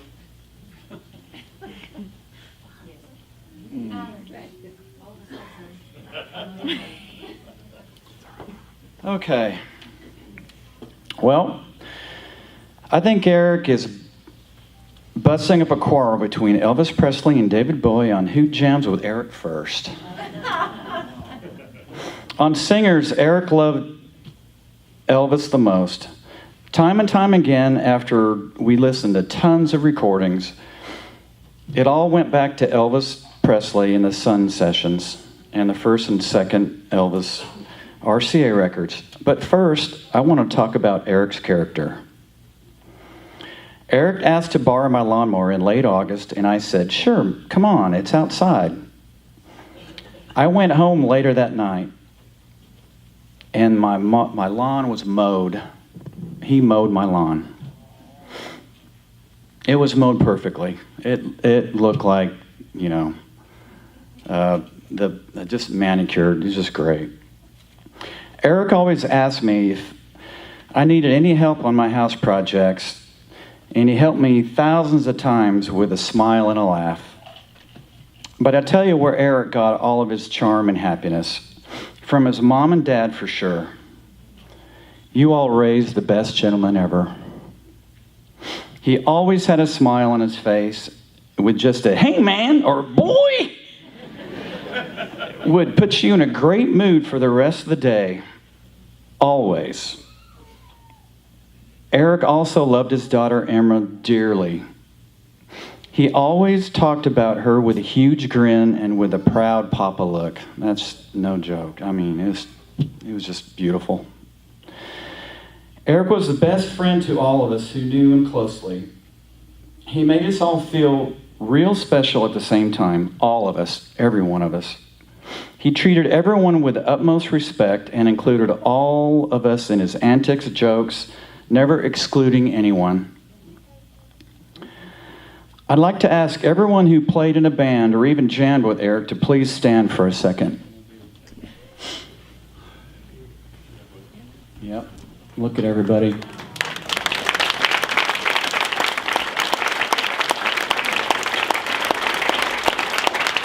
We all got to play with the best drummer and the best musician ever. Yeah. Did we not? Yeah. Did we not?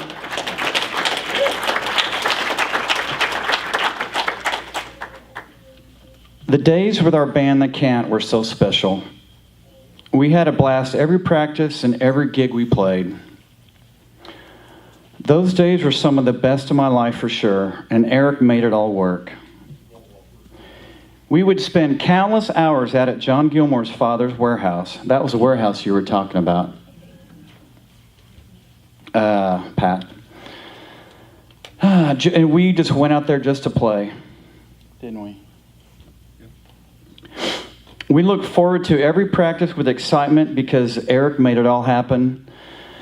And he was our rock, our foundation, and our friend. Eric, Jeff, and I later reconnected in the mid-2000s, and it was just like old times. Writing and playing music every chance we could. Eric produced and recorded us as well as any producer or engineer ever could.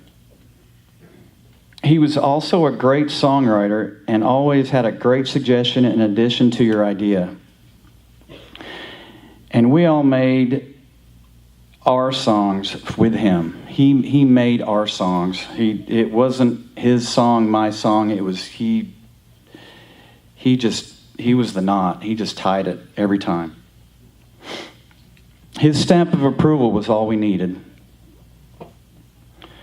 Eric Harmon will live in our lives forever, and we will miss you every day, Eric. I love you, brother.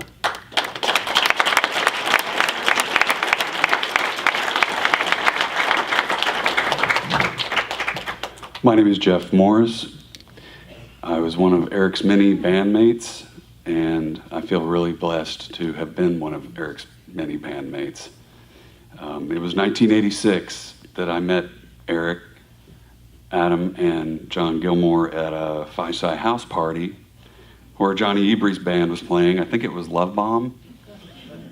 And Johnny was nice enough to invite me up to sit in on a couple of songs, and I did. And before long, I was in the Cant. And immediately in practice at the warehouse, I was blown away by Eric's drumming. Even at that early stage, he had considerable skill.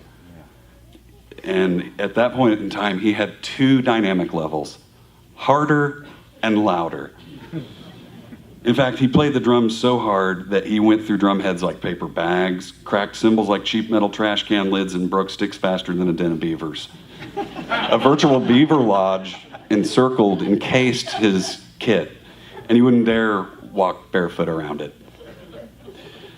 So during a recording session with the Cant, Stan Walker would frequently request, Harmon, could you play softer? Right. By 1990, Eric had evolved with the Cinder Biscuits, another band I was fortunate enough to play with Eric. He was a complete monster by that time.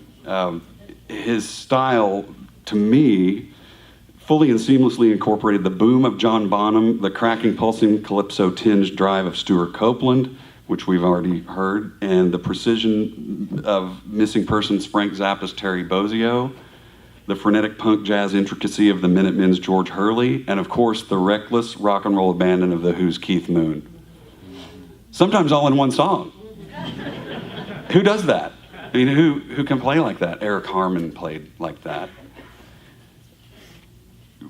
His drumming was so intense that, and now thinking back, now I know why I used to sweat a lot in Cinder Biscuits gigs, because we had this molten lava behind us just melting our brains. It was Eric's playing. He was so intense that words really aren't good enough.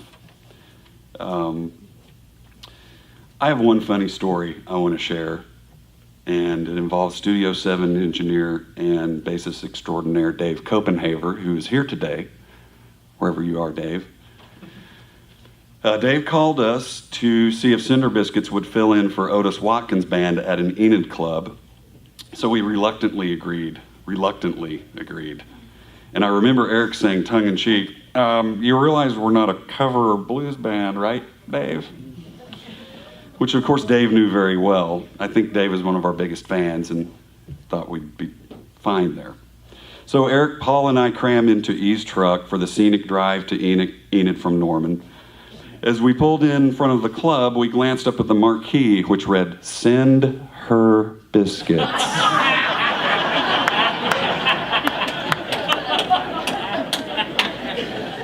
This club was one step removed from the Blues Brothers chicken wire honky tonk, so we were thinking, big trouble here. Not 10 minutes into our set, of course a normal gig for us was anywhere else would have been one big set on a 2 to 3 band bill, right? The crowd looked at us like we were Close Encounters of the Third Kind space aliens stepping out of the spaceship ramp. It was time for emergency maneuvers, covers. We whipped out, I think, a couple of ZZ Top covers, which we never played in practice. I think there was a Jimi Hendrix Fire thrown in there. And for the tour de force, Ted Nugent Stranglehold, about a 15-minute version. And that reeled him in. After we played Stranglehold, it just magically flipped the switch into us being accepted by the locals and was the key to our actual survival in there. At the end of the gig, the club owner not only paid us, but directed us to a motel where our rooms were waiting. Not one room, rooms. Luxury. So we go in there just before we're handed our room keys. They put mobile VHS players in cases and stacks of VHS tapes on the counter. "What's this?" we asked. "Oh, we have complimentary free porn." This is true. Thanks, Dave.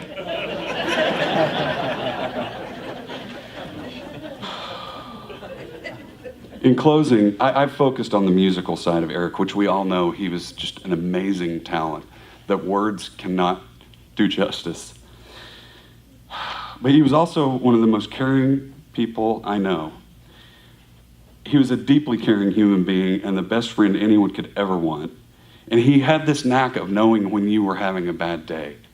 I'd be having a bad day, and just recently, in the last 6 months, and I'd be home, and upset, and I would get a YouTube link from Eric. It would be, some goofy comedy clip or some awesome song I hadn't heard in forever.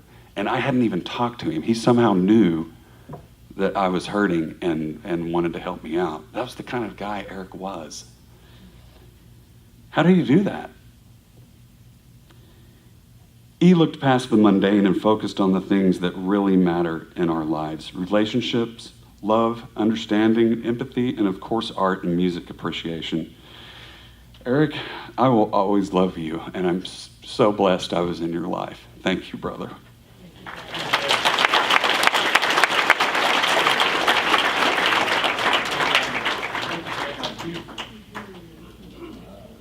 Thank you, guys. Appreciate that. See the stories. Wonderful, wonderful.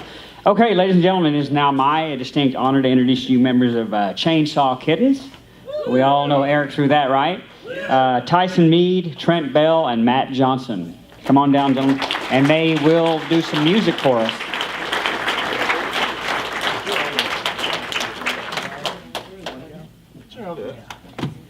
Hey, you guys. You know probably much more of the crazy stories that have been spread around for a lot of years. So I'm trying to try to speak for the band a little bit, and really appreciate everybody for coming to celebrate Eric's life here today. We got 3 of us spent many years together, probably working and playing probably 25 years. Almost pretty 25. close. Somewhere. 25 years. So, with We were all all that, 10 when we started out. yeah. So with so much time together, it was pretty easy that we all kind of came together to be pretty close brothers and could really realize and figure out how things were going as a day, even before we were getting ready to get to a spot, whether it be a practice thing or a live gig. And you got that many people in a band. There's a lot of fire going on. There's a lot of good times. There's a lot of bad times. And you never knew what was going to happen. But it was always fun to have a real unique personality and character that he could always drive with us. And it was really, he could have some pretty intense moments when we were getting ready to get fired up. It'd be a fun afternoons, but we never knew what was going to happen. So it could be... Brace yourself. It could be a brace yourself thing, or it could be like, he could be in a bad mood and like, man, all right, you got to figure out what's wrong. Or some sort of something was going on with that. So anyway, thank you, Todd. So it was always kind of a rough deal to pinpoint that, but Trent on the right side, Ryan was out here, burning keys where he's at, Tyson in the middle, and it was always going to be some sort of a rough ending. And if you had footage or got to witness any of this stuff, it would start out maybe a little bit shaky, but as the night went on, it would flow, and we could read each other pretty well. A lot of pushing and shoving, a lot of driving in the middle of the night, and he always had and instilled, which I thought was really cool, with a lot of the older kids loving the old punk rock stuff. The Minutemen was always looked at something playing like you might not get to play again the next night, and that's how he kind of looked at life. So when we would play, he poured it in hard, which meant at the end of the evening turned into a little bit of a chaotic mess of a cleanup. And there's a lot of footage that you guys can catch up with down the road here coming up. But it's pretty special in the fact that he did affect so many people in so many ways, and with Mom and Dad raising somebody like that shared and cared with all these people that are in this room was pretty impressive. That he had taught and could touch so many different people. So many people that a lot of people we didn't know half the time. Jason's sitting back here. Changed that guy's life as kind of a wanting to be in this rock band, and looked up to this guy and followed him through his career. And these guys are probably the best going on in Oklahoma City right now, and he would stand up for that. But we really appreciate your effort and time and patience, and it's your responsibility for raising an awesome guy to promote this, to deliver to the rest of everybody else. We were just pretty happy to have him in our life, and you guys, thank you for sharing him with us all. And there's going to be, hopefully you hear a lot more stories. You guys know all the kitten stories. These are crazy stories, but I want to hear some other stories that we weren't privy to. And you guys want to play? Yeah. I think we're going to say a quick thing. Are you going to say a quick thing? Yeah.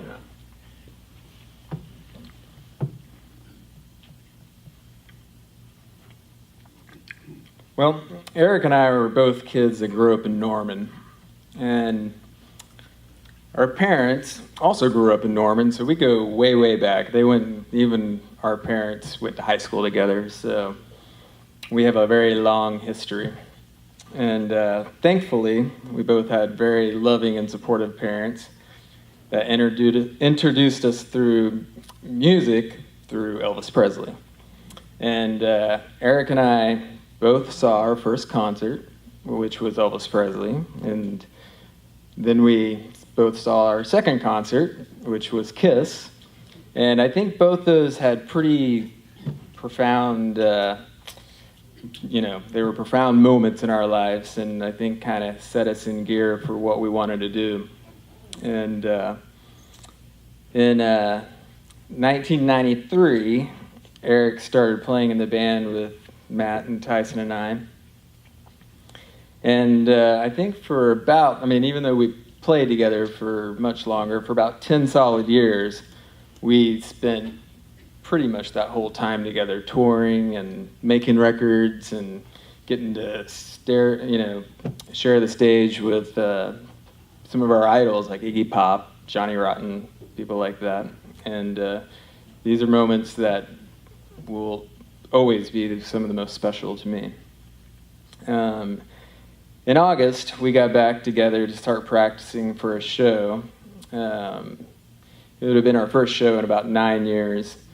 And Eric really seemed happy and excited to be playing, and we all were. It was amazing to be back. And as usual, Eric was the jet engine that drove our train, and he was, just amazing to be around again. And it was like it never, it's like we had never stopped, and it just immediately came back, and it was so great to be around Eric. I was looking back through some text last week, and sometimes Eric and I, over the past couple of years, we might not keep in touch over, maybe go a few weeks, a month without, checking in with each other. But as I was going through text, I would just see these random texts from him that would just be like out of nowhere. I love you, man.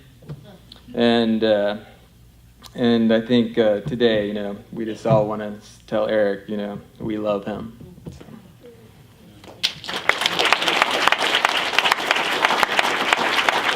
And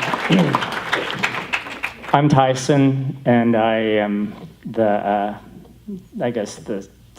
whatever I am in the Kittens, the singer, whatever. And I have a lot that I would like to talk about, about Eric, but of course, there was time constraints. And so in the rock and roll aspect, there's something that I forgot about until Jeff Morris was talking about that just what an amazing drummer Eric was. And there's something that I'd completely forgotten about until we were standing over there. And that was, we had a show, and we played all over the U.S. and sometimes in the U.K.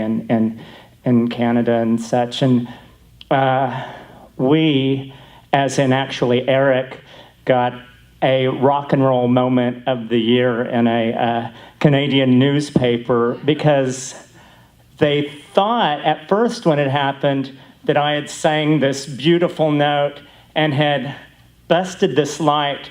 Well, we're playing a theater, and we'd busted a light way up in how high that is, with his stick, because he'd just be drumming, throw his sticks, get another stick, not miss a beat, and he had busted a light just because he could, and part of me thinks he was probably aiming for that light and knew he was going to do it, and he did it. And so that's a rock and roll story. The other story is when Emma was born, the Kittens, we'd become really close because we'd been in so much together, and it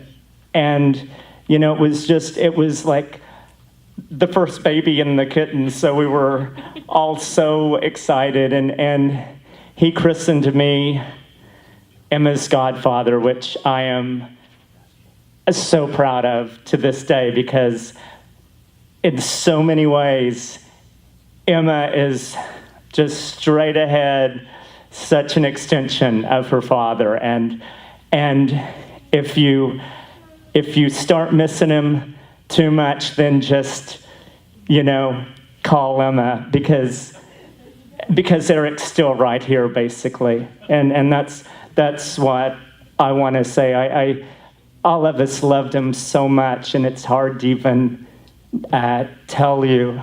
It's hard for any of us to really express it, but we did. We just loved him no matter what. No matter what craziness was going on, we loved him. And we have Jerry and Marilyn. And of course, Chris, the older sister.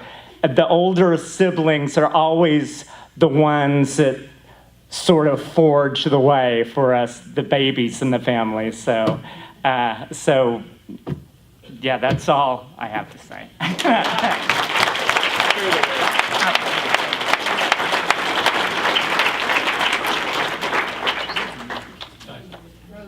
Oh, Rose.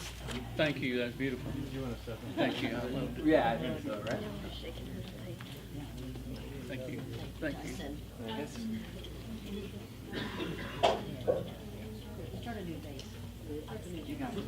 Thank you, Trina. I think Okay, they're gonna do a song for us. So. No, thank you.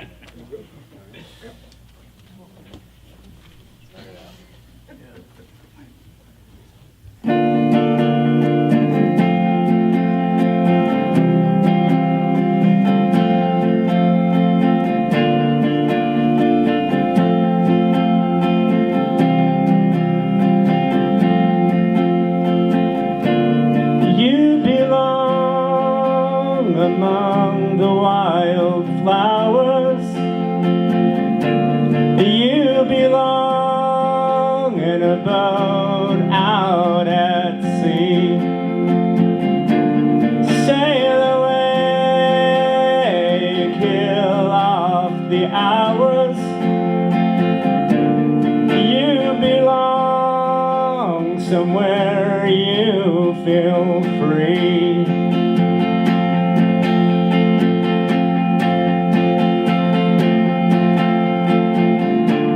Run away and find you a lover. Go away somewhere all bright and new. I have seen no other who compares with you.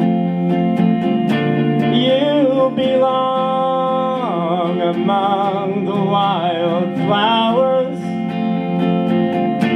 You belong in a boat out at sea.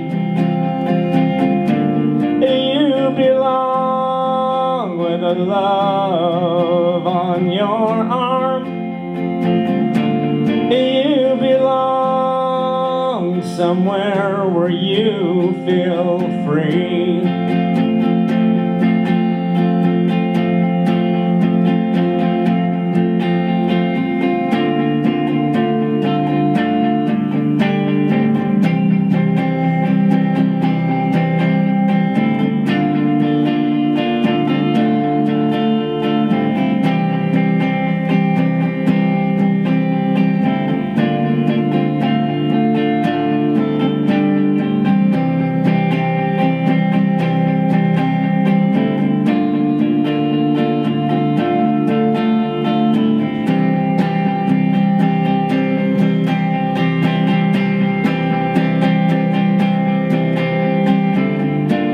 Run away, go find a lover. Run away, let your heart be your guide. You deserve the deepest of cover. You belong in that home by and by. You belong among the wildflowers. You belong somewhere close to me. Far away from your troubles and worries. You belong somewhere you feel free. You belong somewhere you feel free.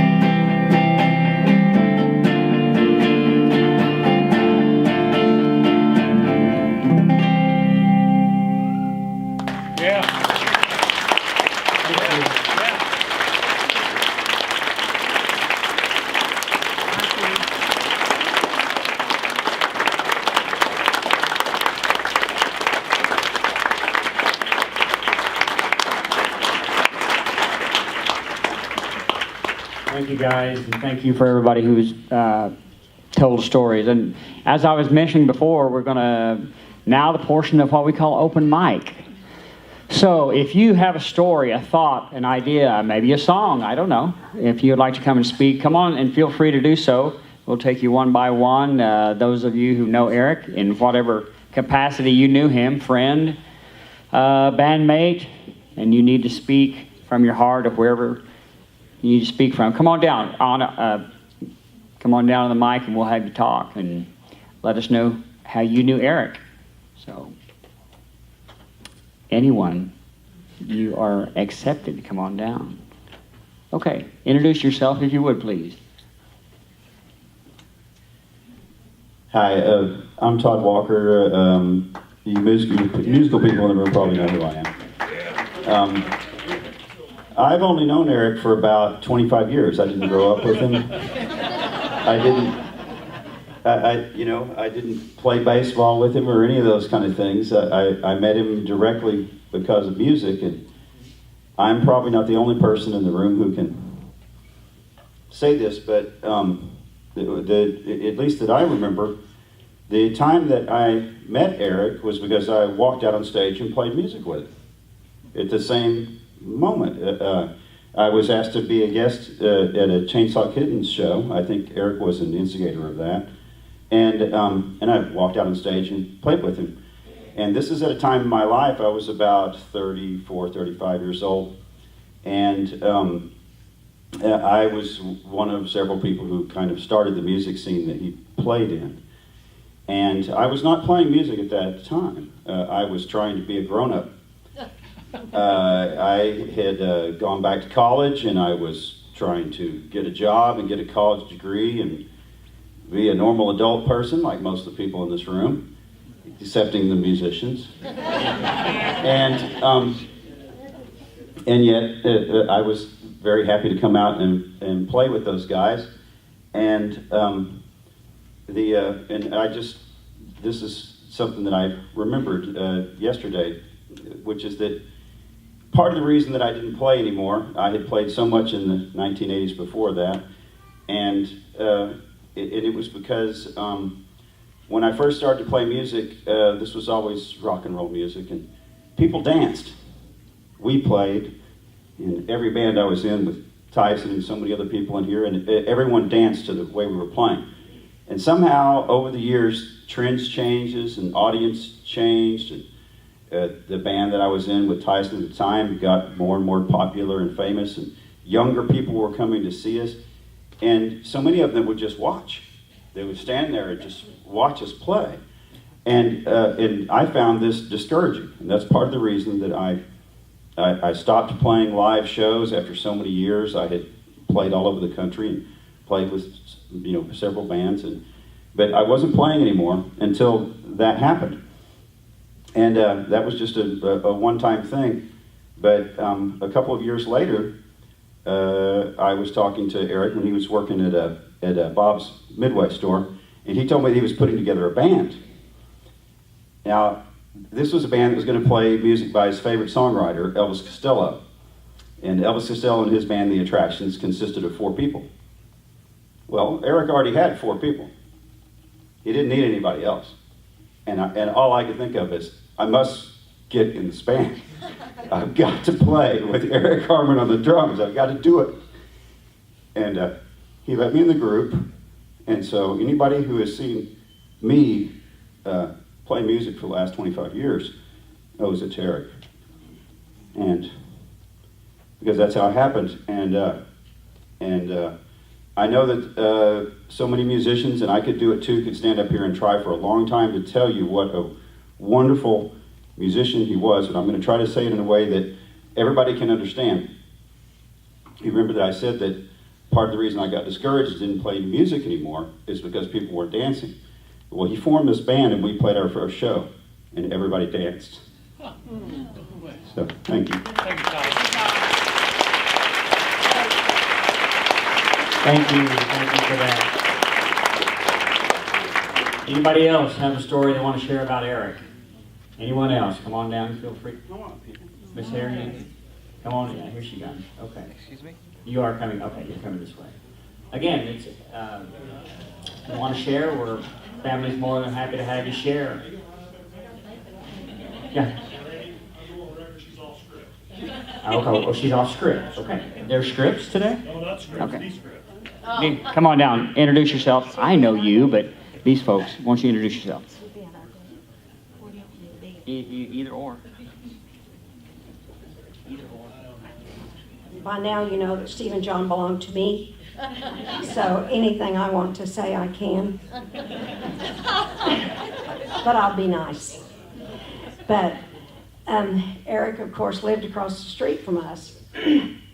And part of the little drum thing was that we put drum risers in our game room.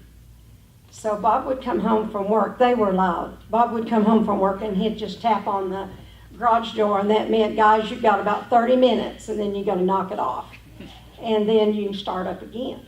So that was fun. And you can tell I have my Tiger t-shirt on, and I'm so pleased that I got to be with a bunch of these kids at Norman High. And they never had to worry about lunch money because I always had a little envelope that had money in case they forgot to get their money. And one day Eric said, Sandy, that envelope's a little bit flat.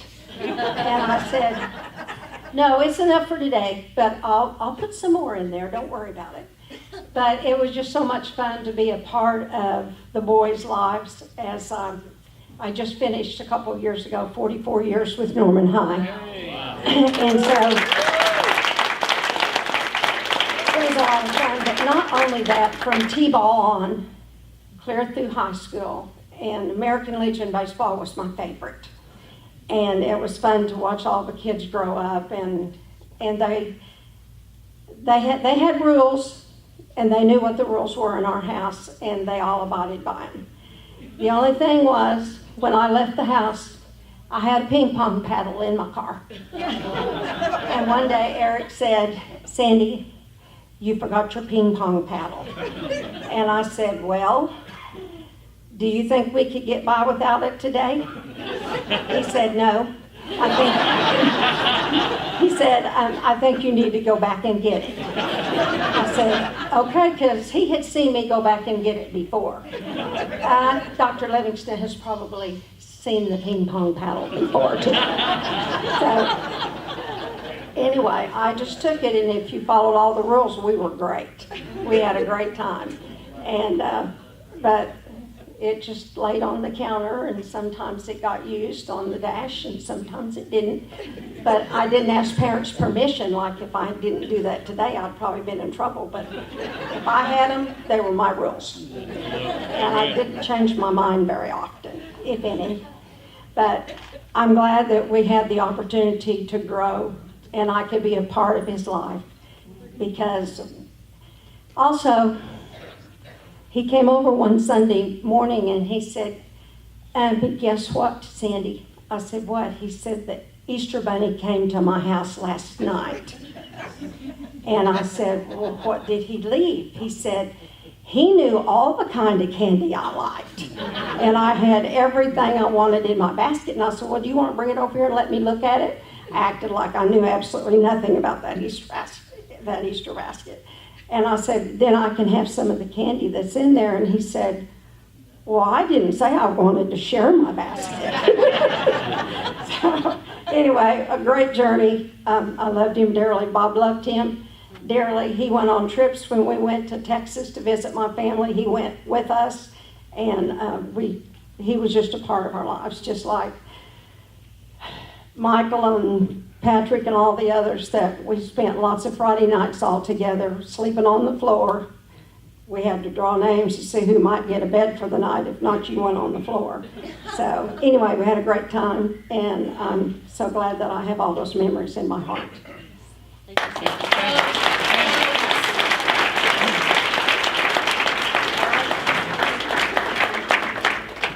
Okay, I'm confused. That paddle was for disciplinary purposes, or you were a champion? Oh, discipline. Okay, come on down, sir. Another boring musician up here. I didn't plan on saying a thing, and nothing's written down. I just sort of, there's a zillion stories to tell. I really just wanted to kind of end with one point. But I had a band I was fortunate enough to be in called American Boyfriends, and we thought it'd be really punk rock to play syrupy, sweet love songs, like sci-fi love songs. That was our vision, me and Richard York. We had been longtime friends with Matt Johnson, and through the Kittens, and we weren't ever as popular or as cool as the Chainsaw Kittens, but we did have the rhythm section for 2 albums, and I'm extremely proud of those. I brought some for free for whoever wants our first and only album we released. But what I wanted to talk about was confidence, because we had this absurd idea to play these syrupy, sweet sci-fi love songs and play them in punk rock, hard rock bars, and with the chances of getting our butts kicked, right? But we had this machine behind us, like someone called it a rocket on a train or something, but he was like a nuclear clock. It was powerful, and there's nothing more that can be said about that. I just want to tell you how much he gave me in confidence in myself. And he'd take anyone in, a dumb kid with little confidence, and he believed in me, and he wanted to be a part of it. And I can't tell you what that means to me in my life. And thank you. And I'll love you guys forever. Thank you for letting me be a part.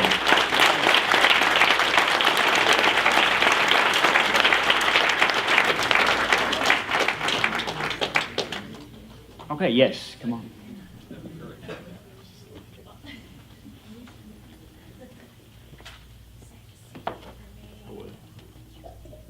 Hi, Marilyn, Jerry, and Eric, and we miss him. My name is Jessica, and I'm from the Cleveland years. I'm from this boy group, but I was part of the girl group. Jennifer's here. There's Stacy, Michelle, and Lori, and I. We used to all hang out together, and I've never got the paddle, thank goodness, but Eric was my first little love, and I remember Kiss. I remember Elvis very well. I remember the costume you made. I remember in 4th grade when we all dressed up as, I think that year it was Grease, and I remember all the drumming. He used to walk around and drum on everything. And so what's so amazing is that all of us who knew Eric when he was little, he's everybody who feels the same way when he's much older, because I didn't keep quite as much touch with him when he was older. And he always had that, but I also wanted to share something with you all. He gave me a piece of jewelry when we were in the 5th grade, and it was the mustard seed. And when I was driving here, I thought about that, and I found on my phone what that mustard seed said that he gave me when we were in 5th grade. I need glasses too these days. If you have faith as small as a mustard seed, nothing will be impossible for you. And I thought about what everybody's saying here, and I'm like, oh my God, that was Eric when we were little. He always believed. He knew something that people want to know, right? He knew something deep inside. That love, Chris, that you talked about, that was him when we were little. Right? That's Eric. That's the Eric I remember. And Em, I also want you to know, I knew your mom. And I remember when you were born.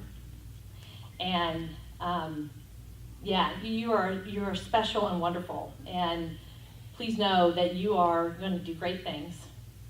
And I know your dad is really, really proud of you. So anyways, from all us being little to all the way being now and everything in between, and Marilyn and Jerry, thank you for all the love, because I always felt just as welcome in your home as the rest of us kids running around and getting in trouble over there on Charles Street. So thank you.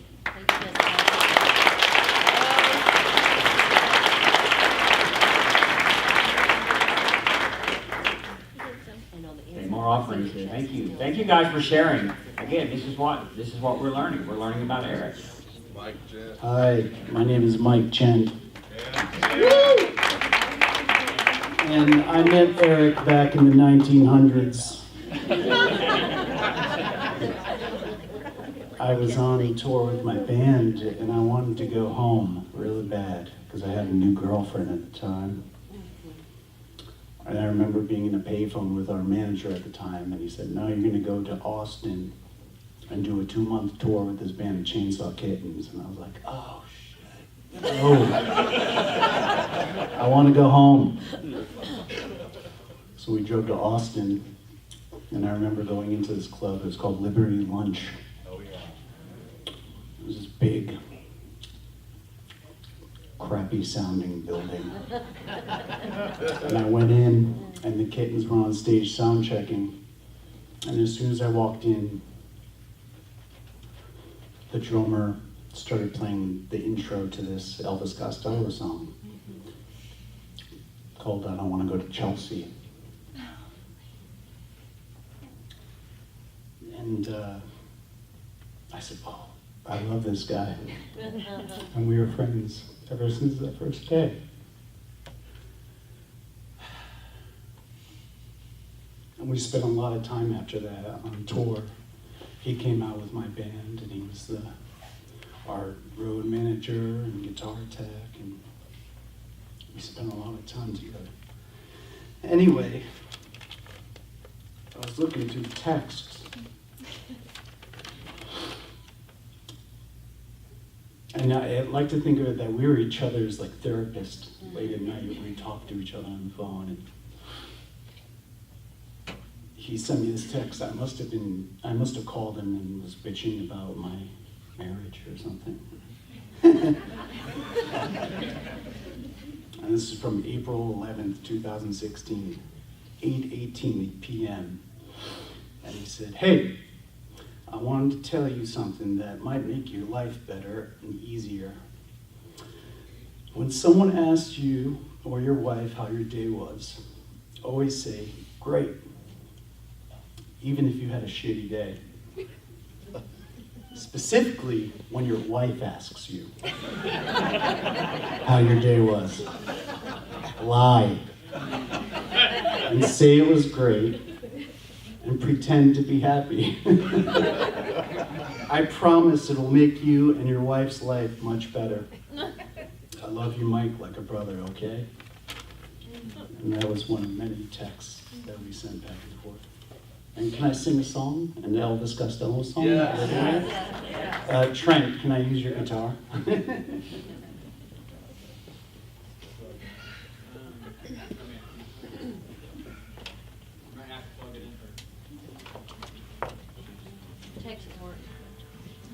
I got it.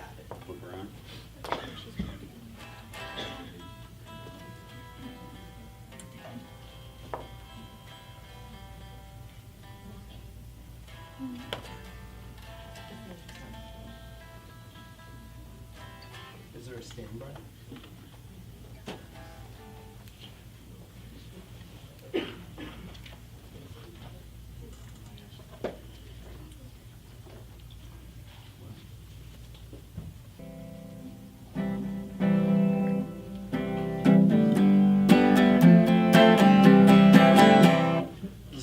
Elvis Costello's song from a record that we love together called Get Happy. Yeah.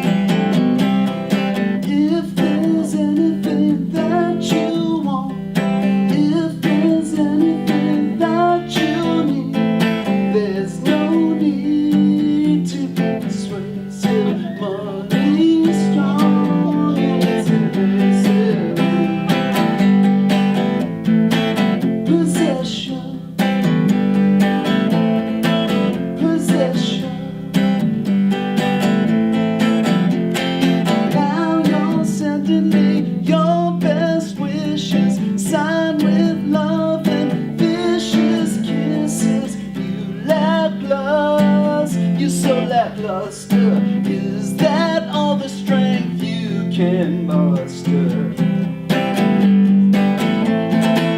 Possession, possession, possession. Even though we are out of touch, now I've known I've seen too much, seen too much.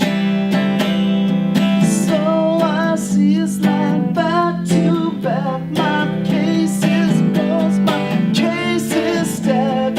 I'll get out before the violence and the tears and the silence. Possession, possession,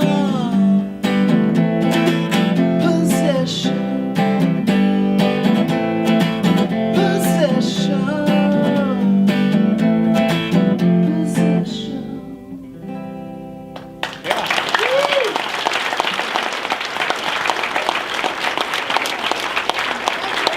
I love Edie.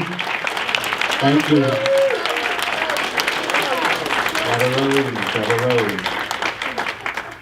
Okay, I see movement. Anyone heading this way? Raise your hand if you're heading this way. You're going to do, oh, snack bar or?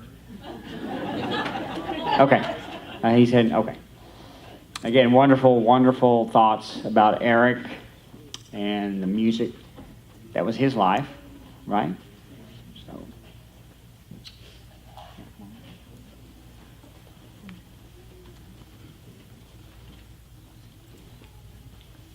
Good afternoon. My name is Steve McCaleb, and bear with me because I've kind of gone emotionally. I never know when it's going to trigger. Yeah, You know, we those things understand. happen. I first met Eric when I was a sophomore at West Mid High, and he was playing in a band with Scott Peace, Michael Peace is here, John Gilmore, and Eric. And they invited me to join the band. And after 2 rehearsals, I was like, guys, I don't think I'm up to this. You guys are way too good. And fortunately for me, I remained friends with all those guys for years, up to this day. Musically, later I played in a band with Scott Peace for quite some time, and he was absolutely wonderful. He passed away last November. And then the last 4 years, Eric, myself, and Chris Royce, who's here today, we played in a band together, and playing with Eric was just different. I mean, it's really weird when the first drummer you ever play with is the best drummer you ever played with your entire life, by far. And there's some drummer friends here of mine who probably would agree with that, and it's no disrespect to the great musicians that I've played with.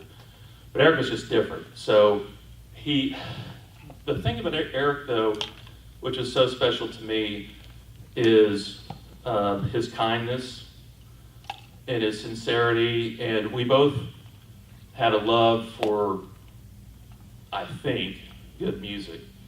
Eric didn't care if it was Cool in the Gang, the Carpenters, Black Flag. He didn't care, as long as it was good. And he is the only person in the world who I could talk about Cool in the Gang deep album cuts. Not the hits, the album cuts. The B-sides. The B-sides. And Eric, we had a way of communicating where I would just randomly text him a song and an artist, and he would do the same back to me. And I remember a few months ago, I texted him Lou Rawls' Lady Love. And immediately, Eric was one of the best texters in the world. And immediately I saw that thing going do-do-do-do-do, where you know that they're responding. And his response was, have you heard Lou Rawls' live version from 1976? And that's just the way Eric was. And he was a sweetheart. During the times when we played, we always, this is what happens, I guess, when you get in your 40s. rather than rehearsing at night and drinking a bunch of alcohol, we would rehearse at 10 in the morning on Saturdays and have Starbucks. Eric was always on time. He was always smiling, even if he wasn't feeling great that particular day. He was just a joy to be around. And we had so many good times together. And he was probably the funniest person I've ever met. And his impressions were just incredible. I mean, they were great. I think Matt Goad had talked about, I think I saw on Facebook where American Boyfriends had a gig, and Eric was doing impressions. It was David Lee Roth morphing into Bill Cosby. And I can hear it right now. Chris and I were talking earlier about he would always do this Matthew McConaughey impression. He wouldn't do the all right, all right, all right. He would do the Dallas Buyers Club stuff. And I can't do it, but he would go, Dallas Buyers Club. And he was just on spot. He just kept us laughing the whole time. I'm going to miss him, and like I said, it was always kind of the highlight of my day when I get the email or text from Eric. And he was just a wonderful guy to be around. He loved his family. I can promise you that. He talked about his family all the time. And you guys, I know you know that, but we as friends of his know that as well. Thank you. Thank you.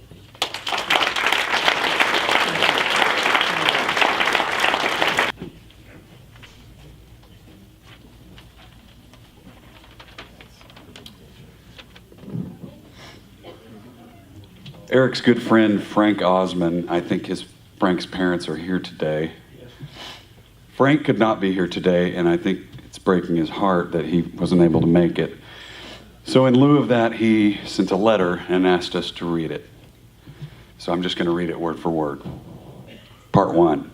Matt will take part 2. From Frank, Eric and I grew up around the corner from each other and became neighborhood acquaintances playing catch, listening to music, or just hanging out with mutual friends like the Peace Brothers. But our deeper friendship came years later. I remember one of his first gigs. It was at a dance at West Mid-High in the early 80s. The lineup consisted of Eric, Scott Peace, John Gilmore, Janet Greb, and his cousin Randy Pickard on sax. Remember that? Yeah, I didn't want to mention it. Okay. This may spur another story from Randy. If memory serves well, Eric played electronic drums. They were a cover band, the Convertibles, playing Duran Duran and pop of that nature. I knew then I liked him and we would become better friends. I started hanging out with all those guys because Janet's brother, Mike Greb, and I had been close friends, and he was running around with them and John Ebry at the time. We would all pile into John Gilmore's brown LTD and drive around Norman drinking beer and listening to Iron Maiden, the Minutemen, Missing Persons, King Crimson, REM, and many other amazing artists of the era. I'm trying to go real fast past that. Eric would always play song riffs with perfect accuracy on the car seat, headrest, your arm, chest, head, whatever was available. That's the thing about Eric. He had this way of pointing out things to you would most likely miss in a song. His enthusiasm for music was infectious, and he helped make all of us better listeners.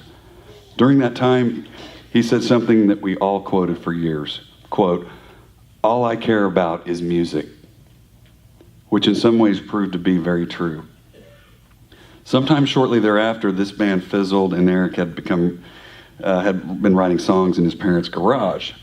He was in another cover outfit, Dog Patch, with John Ebry, Scott Peace, and Bob Scorpel. He and Gilmore were also talking about starting another band, which would later become The Cant, with Adam Jackson and ultimately adding Jeff Morris to the fold.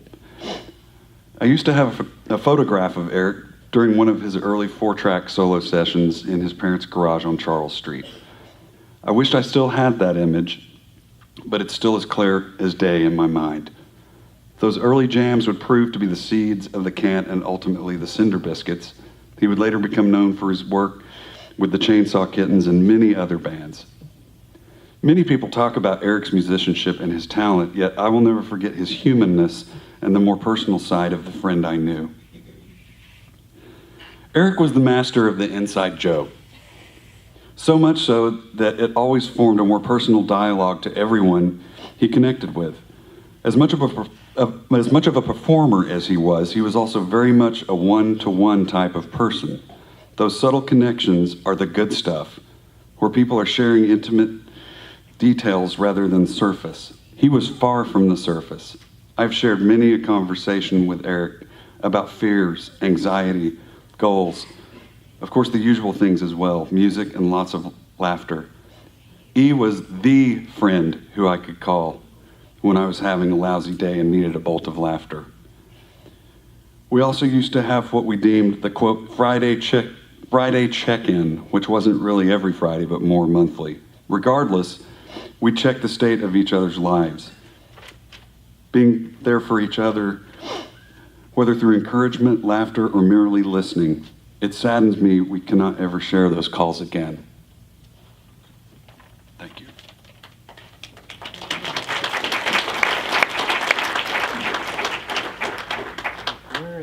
Where's Mom and Dad? Frank's mom and dad. They had to leave. Did they have to leave already? They're here?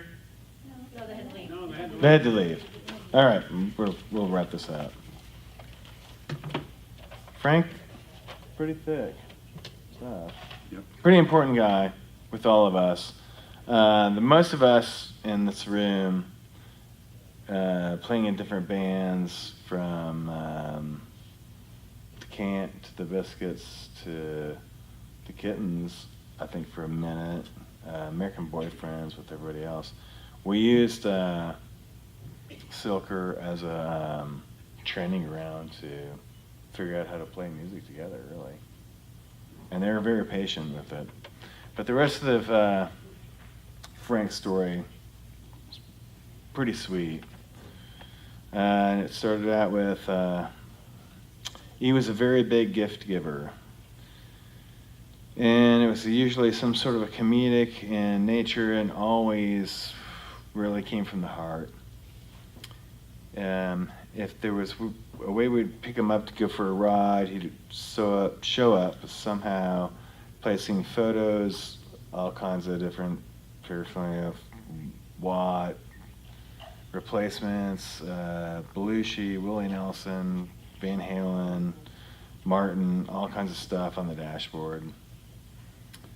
Some of the visits he would stay up in New York on his last couple of days. He'd come back to work and he hung out in many places and spent some time up there. And while Frank was at work, he ended up cleaning up the apartment, doing laundry. And Frank got home and realized there's this little pair of panties on the countertop. Like, what was this? And he just wrote, "Love you, E." And he was on to the next thing. So he was they was a pretty tight couple of dudes for sure. But he worked at the University of Silkscreen on and off with many of us in this room. You know who you are. Sweatshop. But it was a great sweatshop.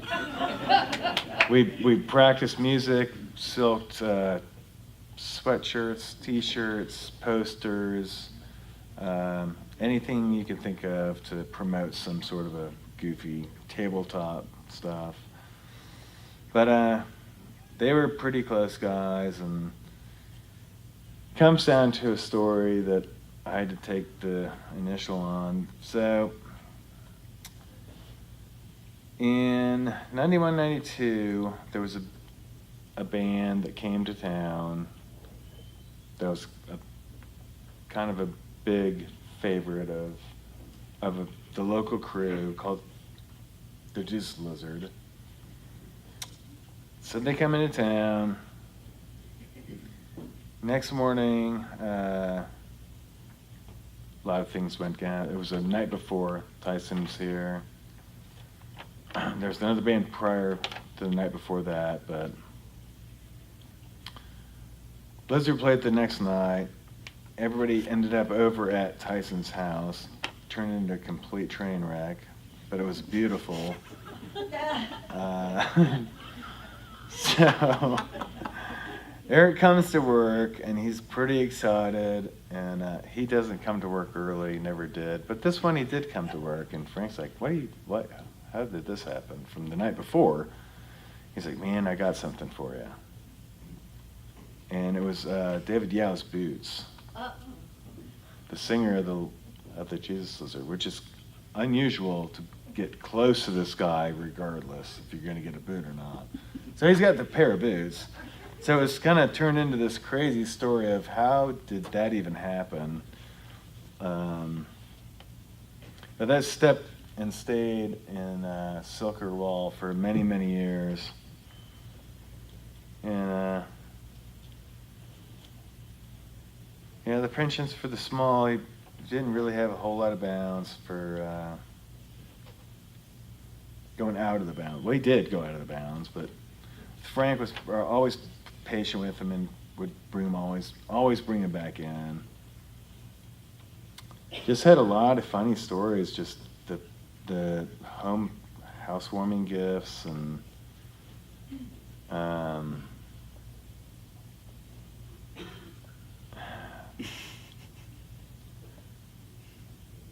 at one point,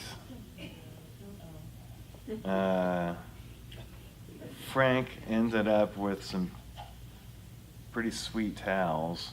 What color? They were black with your husband's name embossed on them. Jerry towels. They were jury towels. It was the jury towel. So there was this big dark secret. It's like, now wait a second. Why is the jury towel over? That turned into a bit, and we're like, man, if Jerry and Marilyn ever find out about the jury towel thing, this is not going to be good. And I don't know. We never brought it up. Hopefully you guys just skipped over the whole deal. And I don't know if you did or not. We were hoping that was going to happen. It was one goofy bit after another. It never really stopped. And Chavo coming in, these guys being young, just a large crew of folks being young, and Kelly's and Liberty Drug, back when that was a venue, kept a lot of us alive through the taco bar. 5 o'clock, you could have 2 bars, or 2 beers and some food to eat to get by. Frank had a lot of good things to say, and man, Holes just a lot in your presence for you guys to be pretty responsible for and looked up to for Mom and Dad. We'll miss them good. It was your fault for and setting them up to share with us, to go down the road and be able to play and see and deliver all the other antics that he was always going to come up with. There was going to be one every day. He's wearing one. This is a true jacket of an antic that. This was his favorite jacket of mine. So that's that why was I'm highly wearing it. requested. That's pretty incredible. Well, there was an entire Halloween outfit that went with this, but I didn't want to go there today. But he wanted me to wear it every single day.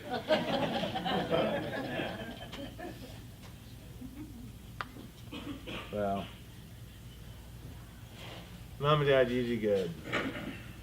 You really raised a good guy and affected a whole community of people, not just in this room, but these guys can't make it, music-wise and otherwise, that changed the way that they did their thing for music. Younger people that were nervous about watching them. Like when I came down in '92 and watched him play, I didn't know anybody yet. I sat you know, came into Kelly's and didn't know anybody. I didn't know Godia, I didn't know any of these guys. Came in and sat and was like, oh my God, these guys are blowing my face off, and I just wanted to get closer and closer and closer to get to the chaos and sit side stage, and Chavo's blasting it out. This guy's killing it, and Eric's, coming from Wyoming, we didn't have venues like that to be able to see that. But coming here and seeing that, and then being able to actually talk to the guys when they were done, yeah, they were breaking stuff and tearing stuff apart, but it was just a fun, chaotic moment, which led other guys on, and meeting all these other guys. Alan Isra, playing with him, he's got so many funny stories of he's a drummer and ran sound for a lot of different venues. Like, God, this guy scared me to death. Watching him was like, really scared me to death. I didn't know what to think about this. And I didn't want to not be away from it. I was like totally gravitated to that thing. I was wanting to tackle that thing and kill all these guys and go put that into a loaf and keep going. We lucked out, you guys. You did good. Mom and Dad, your family, sisters and uncles and girlfriends and brothers. Dina.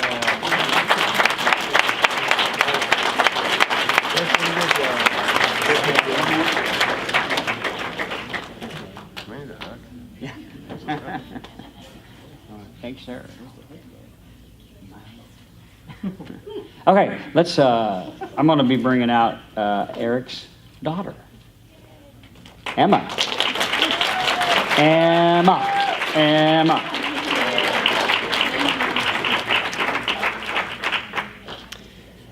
She's going to do a. You going to do a song for us, Emma? I guess. Oh, you go. Okay. Yeah.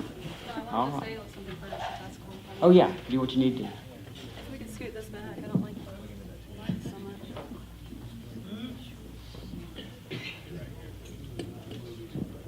Hi. Hi. I'll let Troy set up for a minute. I am going off script as well. This is really hard. Love you, Emma. Just for lately, just having all the memories and stuff, I remember that I was leaving my house today trying to get everything done. And I saw he had brought me over, he just asked me randomly, can I come over? I have some stuff that I want to bring you. And I was like, sure, of course. And he brought this, it's like little satchel bag. I think it had Chainsaw Kittens on it or something. I don't remember, but I opened it and he gave me a bunch of buttons, and he was telling me there was like a Prince button, an American Boyfriend button, and he was just really telling me how important this was to him. And I remember he also had posters, just from all of the bands that he was in, but the most important thing that was in there was that keyboard. And it was my keyboard when I was little. And I remember he told me, he was like, do you remember this? And I was like, I think so. I haven't seen it forever because you've had it. He told me, he was like, yeah, I'd make some sick tunes with this little keyboard that has like 7 keys on it. And I'm like, okay, whatever. And so he showed me like some cool bits on his like little Mac and stuff. And just that was just all of a sudden became really important to me. And I sound like an old woman, like, just no other way to do it, you know. But I saw that like walking out, and if anyone knows how to fix a little screw on it because I messed it up so much, let me know because I don't know how to fix it. But I was reading through messages, and I didn't see my dad that much because of band stuff, and that's okay. But I remember he'd always email me or send me messages of, I love you from Daddy-O, and like every single letter would be capitalized for some weird reason. The I and the L, the Y. And just through talking to like some of you guys that I've recently become close with, and how you expressed how important he is to you, which means a lot to me. That he really like cared about me and like really loved me. And it's really freaking hard. And I guess it's comforting to know that like my mom and dad are together, rocking out or making songs again. I don't know. But it sucks because it happened so fast, and I'm glad that we were all together. And it was really sweet. And I'm just really glad that I have you guys, and I love you guys a lot. And I really hope that we can like really heal through this and work through this. And I love you, Tona. You really have been really great. And you helping Dad was like a lot, and you're very sweet, and that meant a lot to me because you're just a huge mother figure, and I really appreciate that. And you kept it really strong for all of us. I don't know what on earth we would have done without you. So thank you very much. I love all of you guys. I don't know all of you guys yet, but I hope to. Feel free to reach out to me, or like they said, if you're missing Dad, just let me know. I might be slow to respond because it's hard to, but I really love you guys, and I hope this won't just be like one memory, that it just keeps going and it keeps growing and it keeps feeding itself, because he deserves it, and I can hear his voice and I can feel him, and that's just really great. But anyways, lots of love in this room, and I love you guys. And thank you for coming, being here for like 3 hours. But anyways, yeah, Troy and I guess are gonna try and do a song. I don't know how my voice is gonna do, but I don't think that's the point.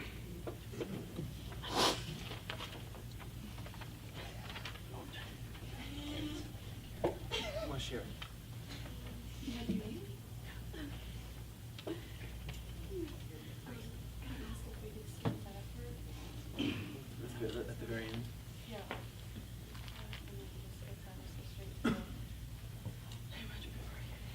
So no second verse. Huh?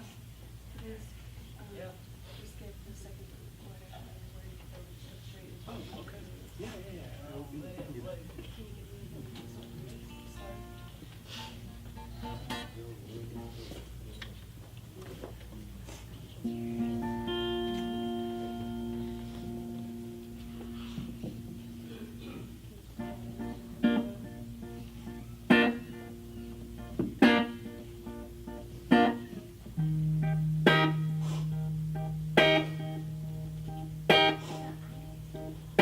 Sinking ships are loose. I can go any way I choose, and I have not cried in 3 whole days.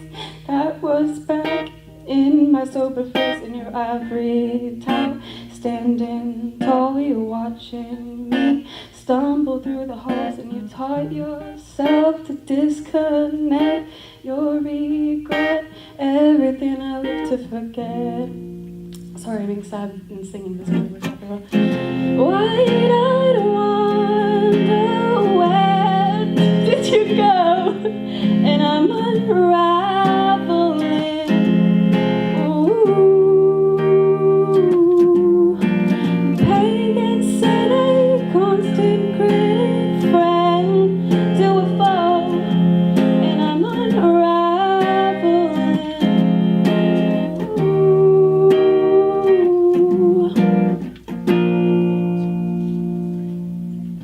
Callous stare, face all tears. You can't leave day you choose, and I have not lied the past 3 days. My body lags, need to keep the pace in a place that's ours. Whitewashed walls, you're watching me stumble to a fall, 'cause you taught yourself to disconnect from your regrets. Everything I like to forget. I much prefer you the way that I found you, and I hate who I am when I'm not around you. I much prefer you the way that I found you, and I hate who I am when I'm not around you, and you're far away, and I need you close to me. A sad, simple truth that's lost in the irony.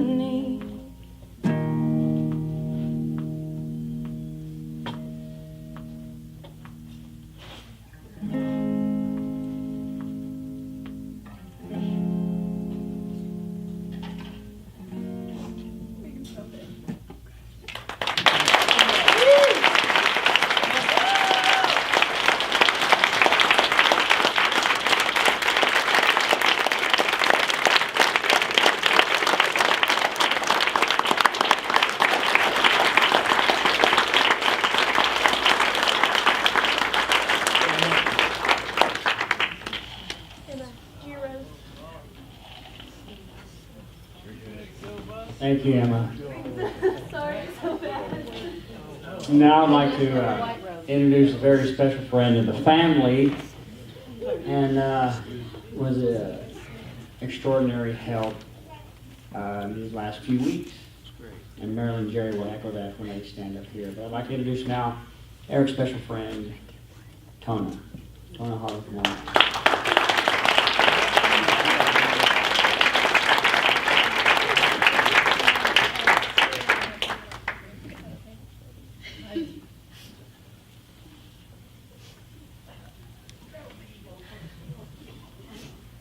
Thank you to everyone for coming today, and thank you for everything that you've done for Eric, his family, and me over these last weeks. I can't tell you how nice it's been to meet Eric's extended family and so many more of his friends that I knew before. And Eric had a lot of friends from the neighborhood growing up, from elementary, junior high, high school, and some of you guys were friends from all three. Guys from baseball and football. I had someone contact me from a job he had back at Norman Regional where he did transportation for people. He wasn't able to come today, but he just wanted to reach out and tell me how much he loved Eric and what a good friend Eric had been to him, and that has just happened over and over. And also all of his friends from music, thank you for coming today. The stories have been fantastic, and I hope that I get to hear a lot more of them. I would also like to I'd like to thank Eric's family. They have been so welcoming to me. They never questioned my place beside Eric, and they let me spend all the time that I could with him at the hospital, and even after we moved them back home with him, they pretty much just let me move in, and at this point I didn't even know them very well. This horrible situation could have been even worse if they weren't such kind and loving people. And I am forever grateful for you letting me be there with him through everything, and I love you all very much. Phil Jr. read the poem that I was going to read. Poetry should have been cleared with me before, but no. This is a great one too, so I'm just going to read it off my phone. Oh, no, it's fine. It's fine. I probably read 10 poems trying to find the right one, and then he made a really good choice. It was a good one. But this is a poem that was written by Dr. Maya Angelou, who's just a wonderful writer. And it's called When Great Trees Fall. When great trees fall, rocks on distant hills shudder. Lions hunker down in tall grasses, and even elephants lumber after safety. When great trees fall in forests, small things recoil into silence, their senses eroded beyond fear. When great souls die, the air around us becomes light, rare, sterile. We breathe briefly. Our eyes briefly see with a hurtful clarity. Our memory, suddenly sharpened, examines, gnaws on kind words unsaid, promised walks never taken. Great souls die, and our reality, bound to them, takes leave of us. Our souls, dependent upon their nurture, now shrink wizened. Our minds, formed and informed by their radiance, fall away. We are not so much maddened as reduced to the unutterable ignorance of dark, cold caves. And when great souls die after a period, peace blooms, slowly and always irregularly. Spaces fill with a kind of soothing electric vibration. Our senses restored, never to be the same, whisper to us, they existed. We can be and be better, for they existed. Thank you.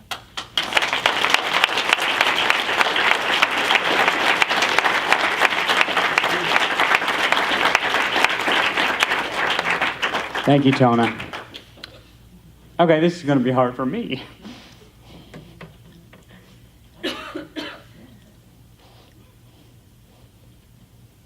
Everybody in this room is here because they have support, correct? Either through friends or family, correct? Can I get an amen? Amen. Nobody stands here, nobody stands anywhere, nobody stands on stage, nobody does anything without support. And I think what we heard theme-wise throughout this whole memorial is Eric has support. He has support of great friends. I didn't know. I heard, yes, I played with him a couple of gigs in convertibles, but there's a 2-gig minimum before you're mentioned, correct, band members? Right, we just did a thing. Anyway, he had friends, family, and the people that I'm going to introduce to you now, the 2 people, we heard about Jerry making it possible that Eric could play the drums and his guitar, guitar and drums in his garage. Jerry made sure that Eric was able to hear that 45 that Steve and Eric got. He had a record player ready for him. And Marilyn was always willing and able to do whatever it took to make sure Eric was ready to go in whatever way, shape, or form. And you guys know that. And Chris, she's my cousin and Eric's sister. We don't have words to say what they've done for Eric. Eric was who he was because of not only the person that he was, but the foundation that was given to him. And it flourished and it affected all the people here today. And again, I know we say this, and I know that we appreciate you. They really do. When I say that, maybe they're not able to say a word to you or get something to you, but they appreciate you being in their lives because you represent their son, Eric. And I'm sorry for this, but I've waited, and now it's time. So let's bring up Marilyn and Jerry.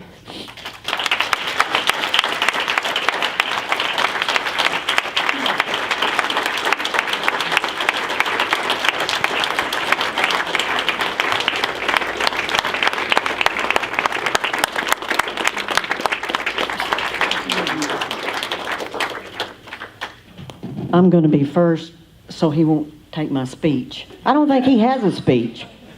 I've asked him 2 weeks, are you going to say something? He starts crying. I'm just amazed at all you people here.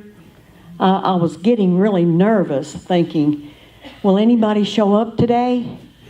You know, you think, well, that's what you think, you know. But I've got a couple of stories. When Eric was born, April the 15th, tax day, 1969, we were expecting another girl.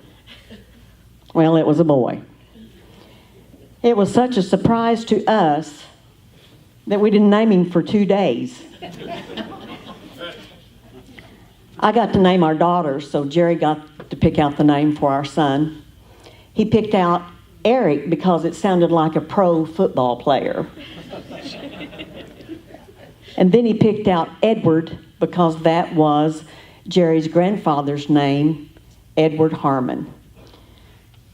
Well, about when Eric turned 12, all of y'all know he started beating on everything. Said, would y'all buy me a drum set? We said, sure, we'll get you one. But you have to pay the first half, and we'll pay the last half, knowing he would never save any money. How could he? Well, wrong. Sandy Hare, where are you, Sandy? Sandy Hare and Steve Hare started mowing lawns that summer, and she'd load them up in her car. I don't know, did you have a station wagon then? Oh, load them up in her car. She'd take drinks for them. She'd get all of her school teachers, and oh, they had lawns to mow forever. He didn't spend 1 penny on anything. He came in, put it in his jar, waiting on those drums. Well, he saved enough, half of that, for a drum set at the local pawn shop, which John Hare has now. John, where are you? It was red, and Steve told me that he painted it black. Right, Steve? Correct. Yeah, I don't know how much he gave for that, but we couldn't believe that he would ever save money. What kid ever does that? And we had to start listening to that drumming. But we had rules for our neighbors. He had to quit by 9 o'clock at night. You know, when he'd get home from school, none of the parents were home, so he'd start drumming then and keep it going till 9 o'clock. That's it. It's over with. Well, Eric did all the things that all normal little boys do. He was in Boy Scouts, soccer, baseball, football, and his dad, Jerry, loves football so much he just knew that Eric was going to love it and be a all-time football star. Wrong. Well, one night after he was playing football, I can't remember, was that in high school? Junior high. Okay, junior high. We came home from the ball game, and he was very frustrated with the game. Still had on his uniform, holding his helmet in his hand. He said, you know what? I hate football more than I hate math. His dad told him, you can quit tonight. Because we knew he hated math bad. We could tell that from his report card.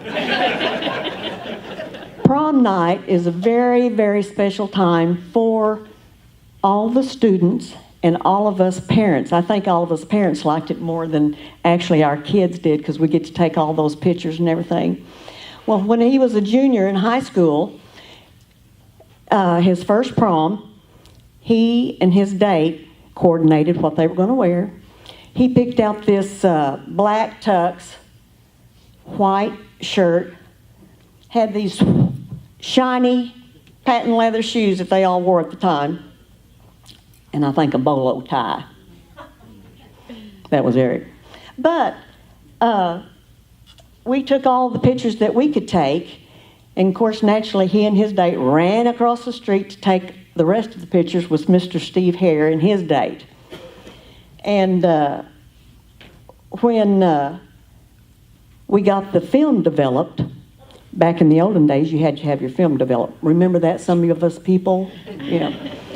We noticed, you know, with Eric's tux, oh, he looked so good. He had on that black thing, and just, Well, I thought he was the handsomest kid around the block. Don't tell that to Steve.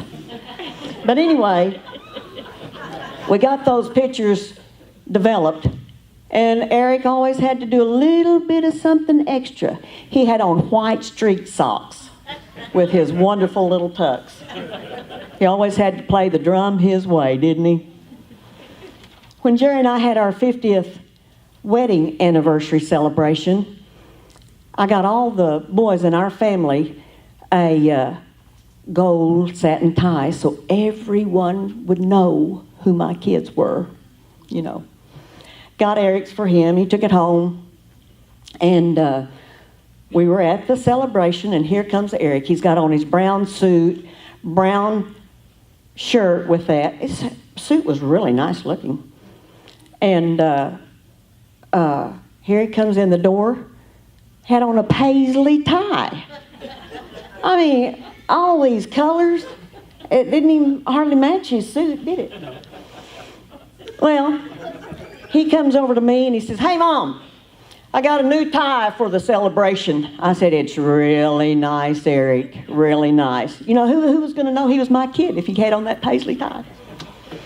Eric was a type that could not be in a band that was like the Beach Boys. You know, those cookie cutter type?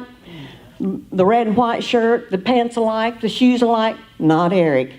Thank God you guys let him be in the, like he was, kind of weird. He loved grunge. I tell you what, Eric did have his preppy days. It was from the 6th grade until the 8th, and that was it. And I asked the Lord, I said, "Lord, help me get out of this polo thing." You know, I had to iron those shirts, you know, and work hard. I said, "Lord, if you'll just help me get out of these polos, I'll just do anything for you." Well, he did, but gosh, he went to grunge. That was rough.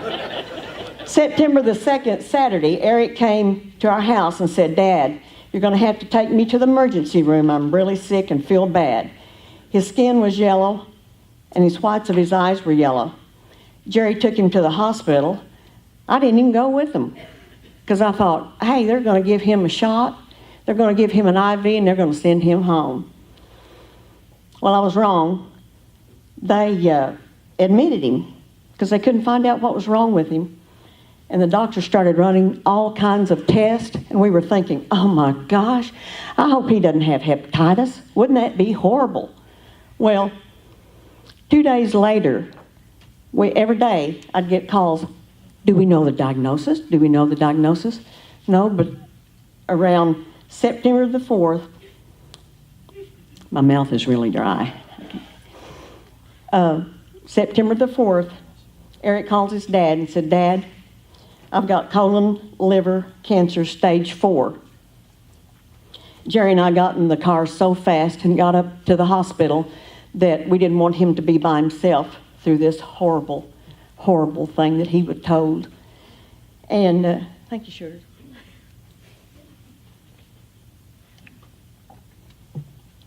We didn't want him to be alone. From that day forward, we never heard or received any encouragement. When we got to the hospital, I told Eric, I said, "Eric, we're going to fight and fight hard." He did. He fought really hard. He never complained about the pain that he was in, except for Jerry and I would take turns giving him back rubs. One time when I was giving him the back rub, I'm kind of a hummer, you know. Well, I laid down in bed with him, and he turned over on his side, and I was humming. He said, "Can you cut the humming, Mom?" Yeah, did. We brought him home, and thank heaven we did. We had such a wonderful time that month, and we would talk about just things, you know, just things that didn't matter to anything except for Jerry and me and Eric. And one time he said, "Mom, I want to be cremated." And I said, "Cremated? In this family? You want to be cremated?" "Yes." and I want to be spread across Lake Thunderbird. I said, Eric, you don't even like Lake Thunderbird. Did he? He didn't like Lake Thunderbird, that nasty stuff. He said, okay, take me to the mountains in New York. And I said, that's too far for us to drive. Too far. October the 4th, 2017, Wednesday at 7:55, we lost our dear son. We want to thank everyone for the cards, phone calls, flowers, food, support, love, and prayers. We have wonderful family and friends to help us get through this time. Thank you for coming today from the bottom of our hearts. I don't know how we're going to do it. How can a mother and a father sum up the love you have for your son in 5 minutes? You can't do it. Thank you.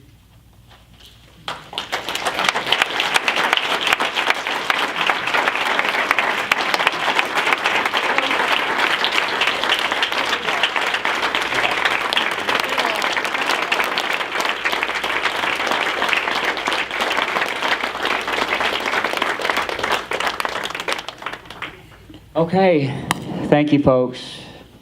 Thanks for being here. Thanks for sharing. The family appreciates it. And let me remind you, we have a picture here, over here to sign on the back of it. That'll stay, I believe, at Marilyn Jerry's home. So if you want to do that, you're more than welcome to.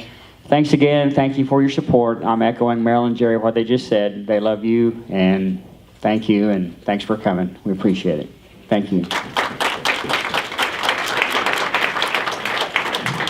Ladies and gentlemen, there's still some food left, and we still have some time to visit. Marilyn and Jerry has asked that you all stick around and visit and have some food. Thank you all very much.